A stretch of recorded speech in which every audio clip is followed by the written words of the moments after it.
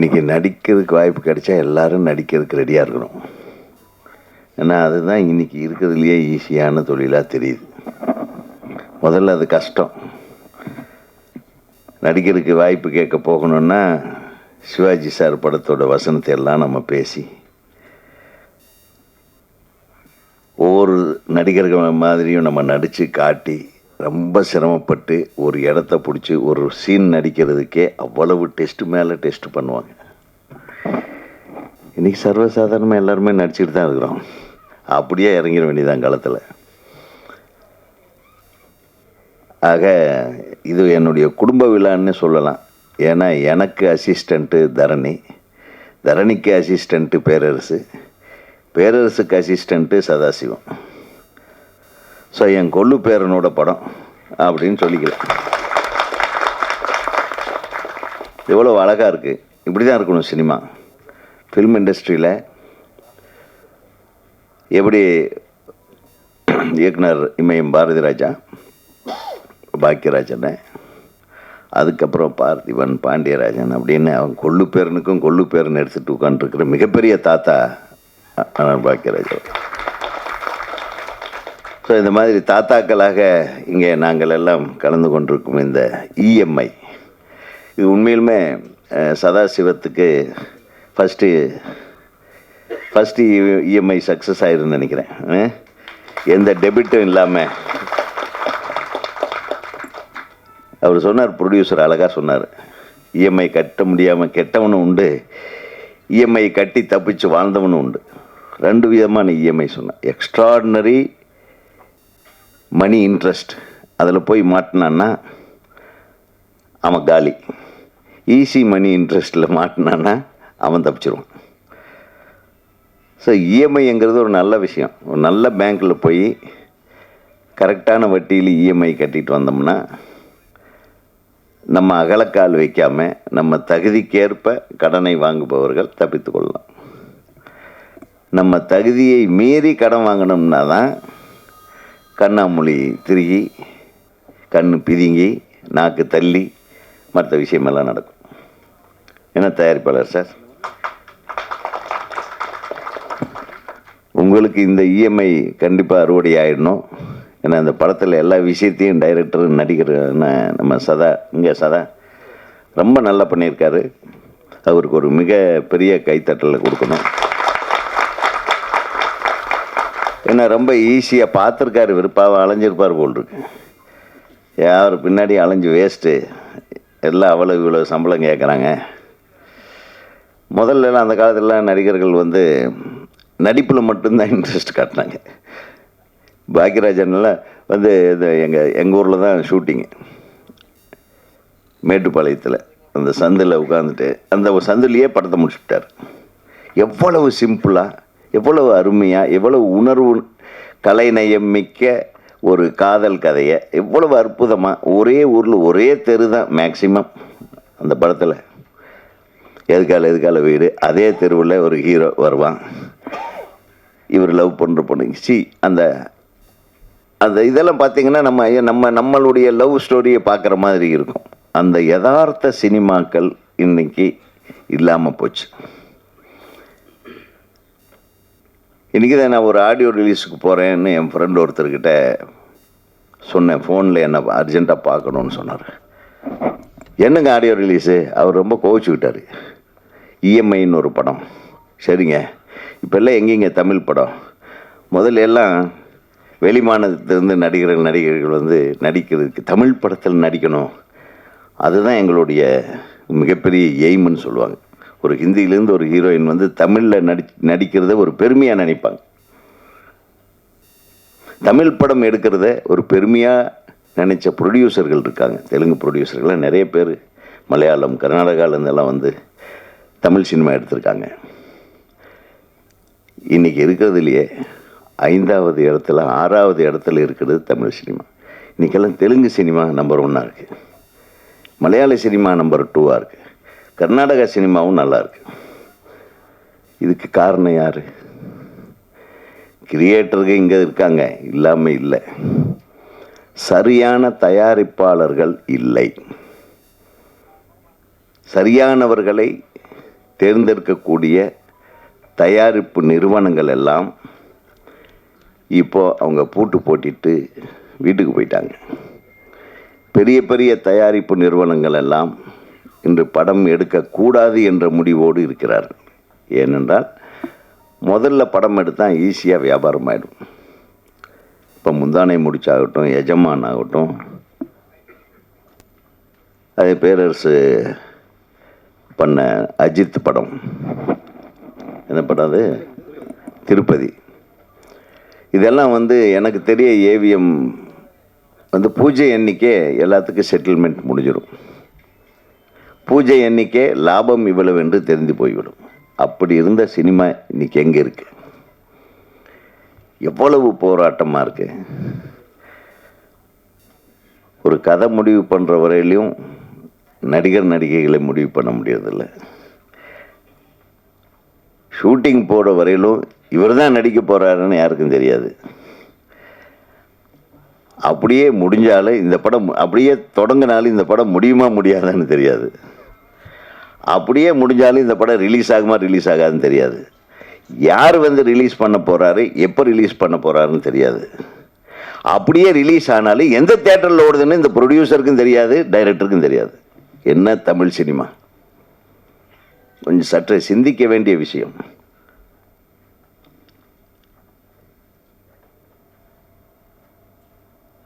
நம்ம தமிழ் இயக்குநர்களிடம் இல்லாத அறிவும் புத்திசாலித்தனமும் வேறு யாருக்கிட்டையும் கிடையாது. சிறந்த தமிழ் படைப்பாளிகளை பயன்படுத்தி கொள்ள தவறுகிறார்கள் இப்போது படம் எடுக்க வருகிறவர்கள் என்பதைத்தான் நான் சொல்ல வேண்டும். அல்லது இப்போது படம் எடுக்க வருகிறவர்கள் எல்லாம் சிறந்த படம் எடுக்க வேண்டும் என்ற அவசியம் இல்லை.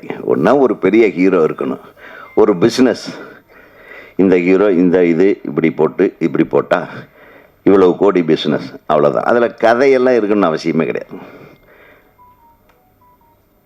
அப்போல்லாம் ஒரு 16 படம் ரிலீஸ் ஆகும். ஏன்னா நம்ம ஒரு தீபாவளிக்கு சரி, ஒரு ஏப்ரல் 14 தமிழ் வருஷப்பிறப்பன்னைக்கு 16 படமெல்லாம் ரிலீஸ், 17 படம் ரிலீஸ் ஆகிருக்கு. 16 படம் ஹிட் ஆகிடும். ஒரு 12 படம் 100 நாள் ஓடிடும். ஒரு 5 படம் 175 நாள் ஓடும்.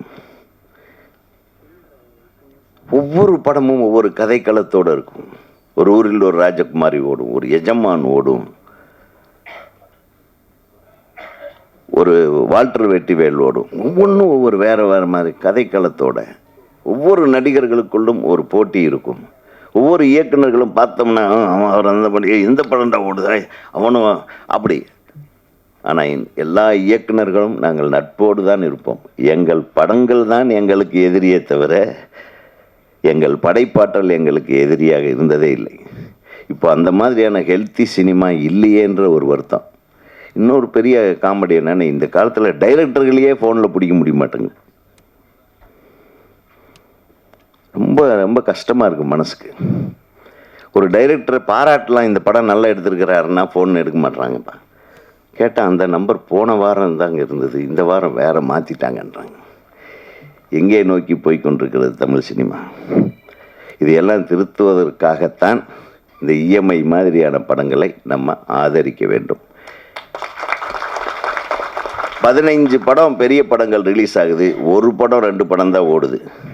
ஆனால் 100 படம் சின்ன படங்கள் ரிலீஸ் ஆனாலும் 15 சின்ன படங்கள் ஓடிட்டு இருக்கு இன்னைக்கு. அதை தான் இன்றைக்கு சிறிய திரைப்படங்களுக்கு உண்டான ஒரு வேல்யூ.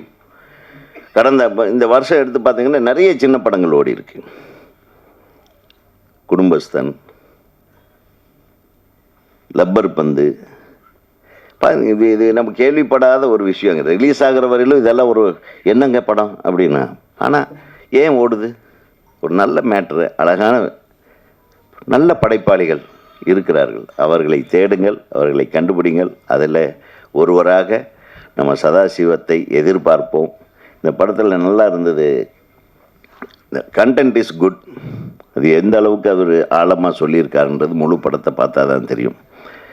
தம்பி நல்லாவே நடிச்சிருக்கீங்க, உங்களுக்கு என்னுடைய வாழ்த்துக்கள். ஏன்னா உங்களுக்கு பரவாயில்ல. நீங்கள் கட்டி பிடிக்கிறத விட பொண்ணோட அப்பாவை அந்த பொண்ணை கட்டி பிடிக்கிறது மட்டும் ஸ்பெஷலாக காட்டியிருக்கீங்க. அது ஏன்னு தெரியல, உங்கள் குருநாதன்றதுனாலே ஒன்றும் இருந்துட்டு போட்டு எங்களுக்கெல்லாம் ஒரு மாதிரி வயிற்றுச்சல் இருக்குது. என்ன அது எப்படி அவர் பேக்ரவுண்டில் அப்படி கப்புன்னு கட்டி பிடிக்கிறாங்க. ஆஹா, ஆடாடாடாடாடா. ஸோ பேரரசுக்கு, எங்கள் சங்க செயலாளருக்கு, இயக்குனர் சங்க செயலாளரை ஒரு மிகச்சிறந்த அப்பாவாக உருவாக்கிய உங்களுக்கு எனது மனமார்ந்த வாழ்த்துக்கள். தொடர்ந்து இந்த அப்பா ஒரு கொடி கட்டுகிற ஒரு அப்பாவாக, என்ன அப்பான்னு மட்டும் அடிக்கடி சொல்லாதீங்கன்னு சொல்லி அனுப்பிச்சார் என்ன. சரி, சித்தப்பாவாக, அதாவது ஒரு மிகப்பெரிய திறமைசாலி பேரரசு. ஏன்னா அந்த திறமையில் ஒரு பாதியாவது இவருக்கு இருக்குமான்னு பார்த்தா அவரை விட மிஞ்சிடுவார் போருக்கு சிஷ்யன்.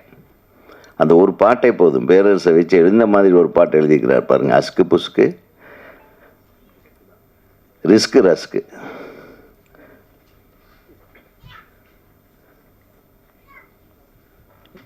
ஒரு மிகப்பெரிய ஒரு ஹிட்டு பாட்டு அது. அது வேணா நிச்சயமாக. ஏன்னா விஜய் படத்தில் நான் திருப்பி சொல்லுவேன், அந்த திருப்பாச்சிலையும் சிவகாசிலையும் இவர் எழுதின பாட்டெல்லாம் தாறுமாறு.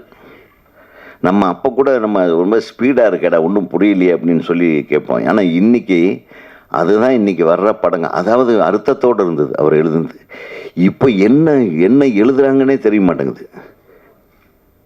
ஆனால் திரும்பவும் அவரை நீங்கள் அருமையான பாடலை எழுத வைத்தமைக்காக நான் எனது மனமார்ந்த நன்றியை தெரிவித்துக் கொள்கிறேன். ஏன்னா தம்பிக்கு நிறைய டேலண்ட் இருக்குது. தொடர்ந்து அண்ணன் பாக்கியராஜ் அவர்களும், அந்த மேடையில் அமர்ந்திருக்கும் அனைத்து பெரியவர்களும், என்னுடைய நண்பர்களும் எல்லாம் பேசவிருக்கிற காரணத்தினால், இந்த திரைப்படத்தின் ஹீரோயினும் நல்லா தான் நடிச்சிருக்கீங்க கண்ணே. நீங்கள் அது வேறு, நான் உங்களை சொல்லன்னு உங்கள் அப்பா கோவிச்சுக்கு போகிறாரு. நல்லா நடிச்சிருக்கேன். அப்புறம் இசையமைப்பாளரை பற்றி சொல்லணும். அவருடைய விழா இன்றைக்கி வாங்க. அவர் ரொம்ப சின்ன பையனாக தெரிஞ்சாலும் பெரிய வேலை பண்ணிக்கிறீங்க போல் இருக்கு. ஸோ நீங்களும் அனிருத் மாதிரி ஒரு பரபரப்பான ஒரு இசையமைப்பாளராக வர வேண்டும். அதே மாதிரி நல்ல இசை, இனிமையான இசை மட்டுமல்ல, நல்ல லிரிக்ஸ் எல்லாம் கேட்குற மாதிரியான இசை போடுங்க. உங்களுக்கு ஒரு நிச்சயமாக ஒரு நல்ல எதிர்காலம் இந்த திரைப்படத்தின் மூலம் உருவாக இருக்கிறது என்பதை நான் தெரிவித்துக் கொள்கிறேன். கடைசியாக ஒரு அறிவிப்பு ஒன்று சொன்னாங்க. இந்த படத்தை திரையிடப் போகிற விநியோகஸ்தர்கள் வந்திருக்காங்கன்னாங்க. அவர்களுக்கு எனது மனமார்ந்த நன்றி. நிச்சயமாக இந்த படத்தை இந்த படம் உங்களுக்கு மிகப்பெரிய வெற்றி படமாக அமையும். நிறைய கலெக்ஷன் வரும். ஏன்னா இது ஒரு யூனிவர்சல் மேட்டர். கண்டென்ட் தான் இது. இஎம்ஐன்னாவே அது கண்டென்ட். இந்த இஎம்ஐ உங்களுக்கும் தப்பு இல்லாமல் சேரும் அப்படின்ற ஒரு நம்பிக்கையை ஏற்படுத்துகிறது. இந்த விழாவில் நான் கொஞ்சம் அர்ஜெண்ட்டாக உண்மையாகவே போவேன் இருப்பதனால அண்ணன் அவர்களை என்னை மன்னிக்கணும், என் தம்பி அவர்கள் மன்னிக்கணும், அரவிந்தராஜ் அவர்களும் சரி, நம்ம தம்பி நடிகர் இயக்குனர் மன்னிக்கணும், பிரபாகர் அவர்களும் சரி, தேனப்பன் அவர்களும் சரி, சகோதரி தேவயானி அவங்களும் இயக்குனராக இப்போ மாறி இருக்காங்க. நம்ம சங்கத்தில் உறுப்பினராக போகிறாங்கன்னு நினைக்கிறேன். ஆயிட்டாங்களா? நம்ம அதை கூடிய விரைவில் அவங்க ஒரு படம் வெளியிட போகிறாங்க. அவங்க இயக்கிய குறும்படம். ஒரு மிக அழகான டைட்டில். அது ரொம்ப அழகான டைட்டில். அந்த டிசைனும் நல்லா இருந்தது. உங்களுக்கும் என்னுடைய மனமார்ந்த வாழ்த்துக்களை இந்த மேடையில் பற்றி கொள்கிறேன். ஏன்னா நீங்கள்லாம் வரணும். வந்தால் தான் ஒரு தமிழ் சினிமாவில் ஒரு பெரிய மாற்றம் கொண்டு வரும். நல்ல சிந்தனையாளர்கள் வர வேண்டும். அந்த விஷயத்தில் தேவயானி எங்கே தப்பு நடக்கோ எதிர்த்து கேட்பாங்க. தயாரிப்பாளர் சங்கத்தில் கேட்பாங்க, நிறைய பேசுவாங்க. ஏன் நீங்கள் இப்படி செய்யக்கூடாதுன்னு கேட்பாங்க. ஒரு நல்ல குரல் கொடுக்கக்கூடிய ஒரு புரட்சியாளராக அவங்க இருக்கிறது எங்கள் சங்கத்துக்கு நல்லதாக இருக்கும். சீக்கிரம் நம்ம ராஜகுமாரங்கிட்ட சொல்லி உங்களுக்கும் கார்டு வாங்கிருங்க. ஆமாம். ஆக இந்த திரைப்படம் வெற்றிகரமான திரைப்படமாக அமைய எல்லாம் உள்ள இறைவனை வேண்டி விடைபெறுகிறேன். நன்றி, வணக்கம். படத்தில் நான் சீனை விட அதிகமாக எனக்கு போஸ்டர் வச்சுருக்காரு. அதுவே எனக்கு ரொம்ப சந்தோஷமாக இருந்தது. நான் அப்போ வீட்டில் எங்கள் அப்பாட்ட வரும்போது சொல்லிட்டு வந்தேன், இனி அஜித்துக்கு அப்புறம் நான் தான் அப்படின்னு. என்ன சொல்கிற அப்படின்னாரு. அவரும் வருஷத்துக்கு ஒன்று தான் பண்ணுறாரு, நானும் வருஷத்துக்கு ஒரு படம் தான் பண்ணுறேன். என்ன அவர் படம் ஃபுல்லாக வருவார், நான் படத்தில் ஒரு 2-3 சீன் தான் வருவேன் அப்படின்னு. ஸோ அந்த ஒரு அருமையான வாய்ப்பு வந்து சதாசிவம் சார். இது கொஞ்ச நேரத்தில் உதயகுமார் அண்ணன் பேசும்போது ஃபங்க்ஷன் மாதிரி வந்துட்டோமோ, இது இயக்குனர் சங்க விழாவும்னு நினச்சிட்டேன். ஏன்னா எல்லாம் வரிசையாக மாபெரும் இயக்குனர்கள் அவங்களுக்குள்ளே இருக்கிற அந்த சின்ன சின்ன விஷயங்களை ரொம்ப அழகாக பேசி பேரரசு சாரை படத்தில் கூட ஹீரோயின் கொஞ்ச நேரம் தான் அப்பான்னு சொல்லியிருப்பாங்க. உதயகுமார் சார் ஒரு 5-6 வாட்டி சொல்லிட்டாருங்கிற வருத்தத்தில் இருக்கார் பேரரசு சார். ஸோ எனக்கு இந்த விழா ரொம்ப சிறப்பான ஒரு விழா. அவர் சொன்ன மாதிரி இன்றைக்கி நிறைய படங்கள் வந்து ரிலீஸ் ஆகாமல் இருக்குங்கிறது உங்கள் எல்லாருக்குமே தெரியும். ஸோ இந்த மாதிரி படங்களை வந்து நம்ம ஆதரவு கொடுக்கணும், என்கரேஜ் பண்ணணுங்கிறதும். ஸோ அதுக்காக இங்கே வந்திருக்கக்கூடிய இயக்குனர்கள், திரைக்கதையின் பிதா திரு கே பாக்யராஜ் அவர்களும், ஆக்ஷன் பட இயக்குனர் பேரரசு அவர்களும், ஆக்ஷன் படத்தில் மற்றும் ஒரு சிறப்பான இயக்குனர் ஏ வெங்கடேஷ் அவர்களுக்கும், எஸ்ஆர் பிரபாகரன் அவர்களுக்கும், பிஎல் தேனப்பன் அவர்களுக்கும், தேவயானி மேம் அவர்களுக்கும், மற்றும் இங்கு அமர்ந்திருக்கும் நடிகர்கள் எல்லாருக்கும் நான் நன்றியை தெரிவிச்சுக்கிறேன். ஸோ இந்த படத்துடைய மியூசிக் டைரக்டர் பாட்டு போடும்போது நான் அவரை பார்க்கல, இன்றைக்கி தான் பார்த்தேன். மீண்டும் வள்ளுவர் பிறந்து வந்தது போல் ஒரு அருமையான ஒரு கெட்டப்பில் இருக்கார். இது வரைக்கும் நீளமாக முடி வச்சாங்க, ஆனால் இப்போ முடி வச்சு மேலே கொண்டை போட்டு அழகாக இருக்கார். ஸோ யாருக்காவது வள்ளுவர் பற்றி படம் எடுக்கணும், டாக்குமெண்ட் எடுக்கணும்னா தயவுசெய்து அவரை அணுகவும். இளம் வயதில் வள்ளுவர் இப்படித்தான் இருந்தார் அப்படின்னு சொல்கிறதுக்கு ஒரு வாய்ப்பு இருக்குது. சொல்ல முடியாது, இன்ஸ்டாகிராமில் அந்த வீடியோவாக போட்டு இதுதான் வள்ளுவரின் சிறிய வயது புகைப்படம்னு கூட போடுவாங்க, அதுவும் நம்ம பார்த்து லைக்கும் போடுவோம். ஸோ அதனால் வந்து அந்த மாதிரி ஒரு அற்புதமான வாய்ப்பு அவருக்கு இருக்குது. அண்ட் இந்த படத்து மூலிமா நயன்தாராக்கு பிறகு இனிமேல் எனக்கு பட்டம் வேண்டாம் அப்படின்னு சொல்கிறேன். பிளாக் பாண்டி, இனி அவரை பாண்டி என்றே அழைக்கணும் அப்படின்னு சொல்லியிருக்காரு. எனக்கு இந்த பட்டமெல்லாம் வேணாம், என்னுடைய பேரே நல்ல பேர் அப்படின்னு இருக்காரு. அதனால் வந்து அவர் இனிமேல் பாண்டின்னு தான் நீங்கள் சொல்லணும். பாண்டி வந்து நல்லா டான்ஸ் எல்லாம் ஆடி நமது தளபதி விஜய் இல்லாத குறைய தீப்பார் அப்படின்னு தெரியுது. ஏன்னா அந்தளவுக்கு அவருடைய பர்ஃபார்மன்ஸ் இருக்குது. அந்த சதாசிவம் சார் டைரக்டராக படத்தை டைரக்டும் பண்ணிவிட்டு நடுவில் ஃபினான்ஷியலாக ஹேண்டிலும் பண்ணிவிட்டு எப்படி இவ்வளோ சிரிச்சிங்கன்னே நடிச்சிங்க அப்படின்னு சொல்லி ஒரு டவுட் எல்லாருக்குமே இருக்குது. ஏன்னா படம் ஃபுல்லாகவே ஒரு எல்லா சீன்லையுமே வந்து ஒரு ஸ்மைலிங்லேயே இருக்கார். அதில் எனக்கு தெரிஞ்ச அவருக்கு இஎம்ஐ கட்டலைங்கிற சோகமே 2-3 இடத்துல தான் இருக்குது. மற்ற இடத்துல எல்லாத்துலேயுமே அவ்வளோ அழகாக ஒரு ஸ்மைலிங் ஃபேஸ் அது. ஸோ அந்த ஃபேஸ் வந்து எனக்கு ரொம்ப பிடிச்சிருந்தது சதாசிவம் சார். நான் உங்களோட பெரிய ஃபேன் ஆகிட்டேன். ஸோ இந்த படத்துடைய மியூசிக் டைரக்டர், கேமராமேன் எல்லாருக்குமே ரொம்ப நல்லா பண்ணியிருக்காங்க. அண்ட் ஏற்கனவே சொன்ன மாதிரி பெரிய படங்கள், பெரிய இன்றைக்கி இருக்கிற தயாரிப்பாளர்கள் எல்லாருமே வந்து என்னோடய ஃப்ரெண்டு ஒருத்தர் கதை சொல்ல போனார். படம் என்ன தம்பி, ஒரு 40 கோடி ரூபா பட்ஜெட் இருக்குமோ ஒருத்தர் கேட்டார். இல்லை சார் 4 கோடி ரூபா. ஏன் 4 கோடி ரூபாய்க்கு நான் படம் பண்ணுறதில்ல பண்ணிட்டார். ஸோ அதனால் இப்போ இருக்கிற தயாரிப்பாளர் எல்லாருமே 40 கோடிக்கு படம் பண்ணணும், பெரிய லெவலில் பேசணும், பிஸ்னஸ் அந்த வெளியில் வந்து 4 பேருக்கு தெரியணும் அப்படின்னு நினைக்கிறாங்களே தவிர கண்டென்ட்டுக்கு முக்கியத்துவம் கொடுக்கறதில்ல அப்படின்னு சொன்னார். ரொம்ப சிறப்பான ஒரு விஷயத்தை உதயகுமார் அண்ணன் சொல்லிட்டு போயிருக்காரு. உண்மைதான். ஆனால் ஒரே ஒரு விஷயம் மட்டும் தெளிவாக நம்ம எல்லாரும் நம்பணும். லைஃப்பில் அட்வான்ஸ் டெக்னாலஜி வரும், லேட்டஸ்ட்டு ஃபுட்டு வரும், என்ன வேணாலும் வரும், பீஸா வரும், பர்கர் வரும், என்ன வரும். ஆனால் எங்கள் தெருவில் ஒரு ஓரமாக ஒரு அம்மா இட்லி சுட்டு வச்சு கடந்த 25 வருஷமாக அது இட்லி மட்டும்தான் சுட்டு வைக்குது. அந்த இட்லியை சாப்பிட்றதுக்குன்னு எப்பவுமே வந்துட்டு இருக்காங்க. காரணம் என்னென்னா, பசியை போக்குறதுக்கு நம்ம மனசுக்கு பிடிச்சது இட்லி தான். அதனால் அங்கே என்ன தெரிஞ்சுக்கிட்டோம்னா, கான்டென்ட் தான் ரொம்ப முக்கியம். சும்மா கலர் கலராக நம்ம வந்து சாயம் போட்டுக்கிட்டு பூசிக்கிட்டே இருக்க முடியாது அப்படின்னு. ஸோ அதனால் எது புதுசாக வந்தாலும் இன்றைக்கி கதை ரொம்ப முக்கியம் அப்படிங்கிறத ரொம்ப அழுத்தமாக சொல்லிட்டு போயிருக்காரு. கண்டிப்பாக அதை வருங்காலத்தில் வரக்கூடிய திரைப்படங்கள் எல்லாம் பண்ணுவாங்க அப்படிங்கிற நம்பிக்கை இருக்குது. அப்படி வரக்கூடிய திரைப்படங்களில் ஒரு வருஷத்துக்கு ஒன்றாவது நான் நடிப்பேன் அப்படிங்கிற நம்பிக்கையும் எனக்கு இருக்குது. எனக்கு நடிகர் சங்க கார்டு இருக்குது, உறுப்பினர் சார். டப்பிங் யூனியன் கார்டு இருக்குது, உறுப்பினர் சார். அதனால் இயக்குனர் சங்கத்தில் சேர வாய்ப்பில்லை சார். ஸோ விரைவில் உறுப்பினராக முழு ஆதாரத்தோடு நான் இருக்கிறேன் என்பதை உங்கள் மத்தியில் நான் தெரிவித்துக் கொள்கிறேன். அதனால் அடுத்த வருடம் அடுத்த திரைப்படத்தில் உங்களை சந்திக்கிறேன். நன்றி, வணக்கம். இந்த படத்தில் வந்து பேரர் சார் வந்து ஒரு சாங் எழுதியிருக்காரு அப்படின்னு சொல்லி அந்த சாங்கை தான் ஃபஸ்ட்டு நான் கேட்டேன் போய்.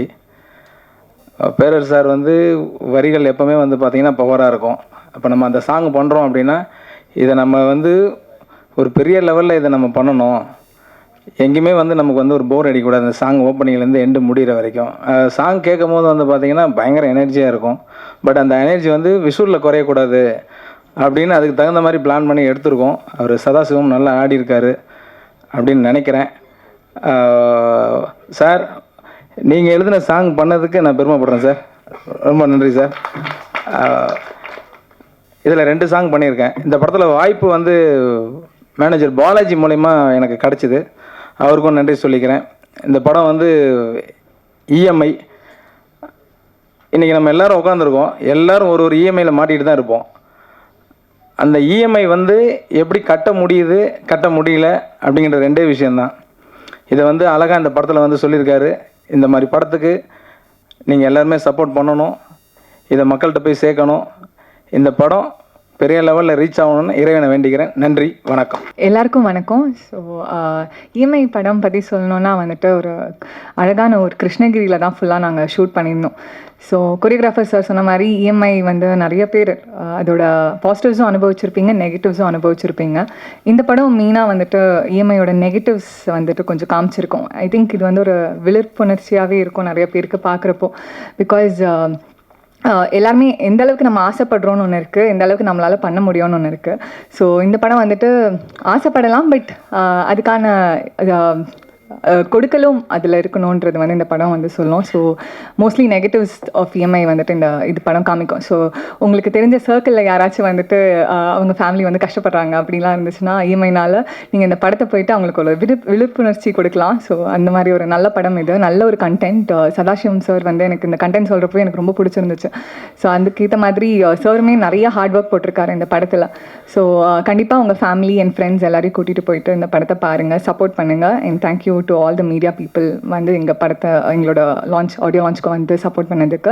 அண்ட் இவ்வளோ எஸ்டீம் கெஸ்ட்டுக்கு நடுவில் உட்கார்ந்து நினச்சா ஐ எம் ஸோ கிரேட்ஃபுல். நான் ஆக்சுவலி ஒரு பெரிய ஃபேன் வந்துட்டு பாக்யராஜ் சாரோட ஃபேன், பேரரசு சாரோட ஃபேன், அண்ட் தேவயானி மேம் எல்லாருக்கும் பயங்கரமான ஃபேன். அண்ட் பேரரசு சார் வந்து எனக்கு அப்பாவாக நடித்தது வந்துட்டு I feel so blessed for that. And இந்த ஆப்பர்ச்சுனிட்டி கொடுத்ததுக்கு Sadasivam sir thank you so much. And producer sir thank you so much to support. Thank you. எத்தனை பேருக்கு இந்த இஎம்ஐ கனெக்ட் ஆகிருக்குன்னு தெரியாது. கண்டிப்பாக இங்கே இருக்க எல்லாருமே வந்து இஎம்ஐ வாங்கியிருப்பீங்கன்னு ஒரு பெரிய நம்பிக்கை இருக்குது. கை தூக்கலாமா?